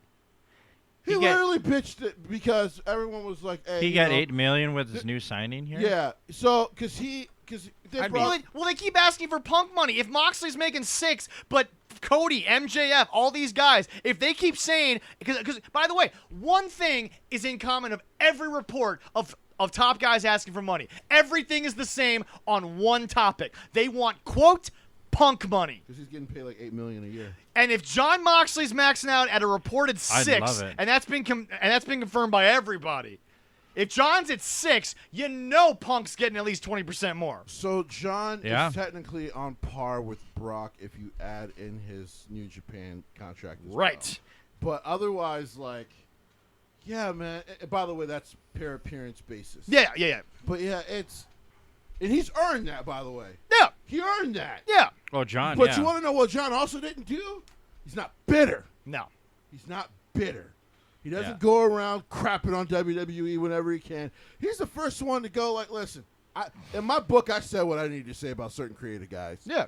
But he's like, my relationship with Vince was great. My two brothers, they're still my brothers. I talk to them all the time. Yeah. Renee talks to them all the time. Like, but see him. I wouldn't be surprised. Cannot help. I wouldn't be be surprised with this bitter. new deal of Triple H if you don't see Seth on the oral sessions pretty soon. I wouldn't doubt it.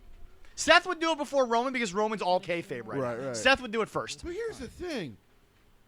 Triple H he has tried to, and now I get why with Punk. He's always tried not to burn bridges with most of these guys and gals. Because he understands it's best for business if I swallow my own ego. Like, it's better for business if I'm smart about how I do business. But Punk cannot fucking let go what he was not giving.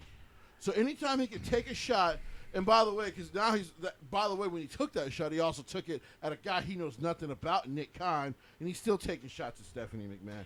Like, dude, let it fucking go. Stephanie had nothing to do with you. Nick Khan sure as hell had nothing to do with you. Oh, yeah. But you're going to say they're bad for the power structure? Nothing's going to change? Dude, they all know that Vince has to go. They Right. get that. Stephanie gets that. Right.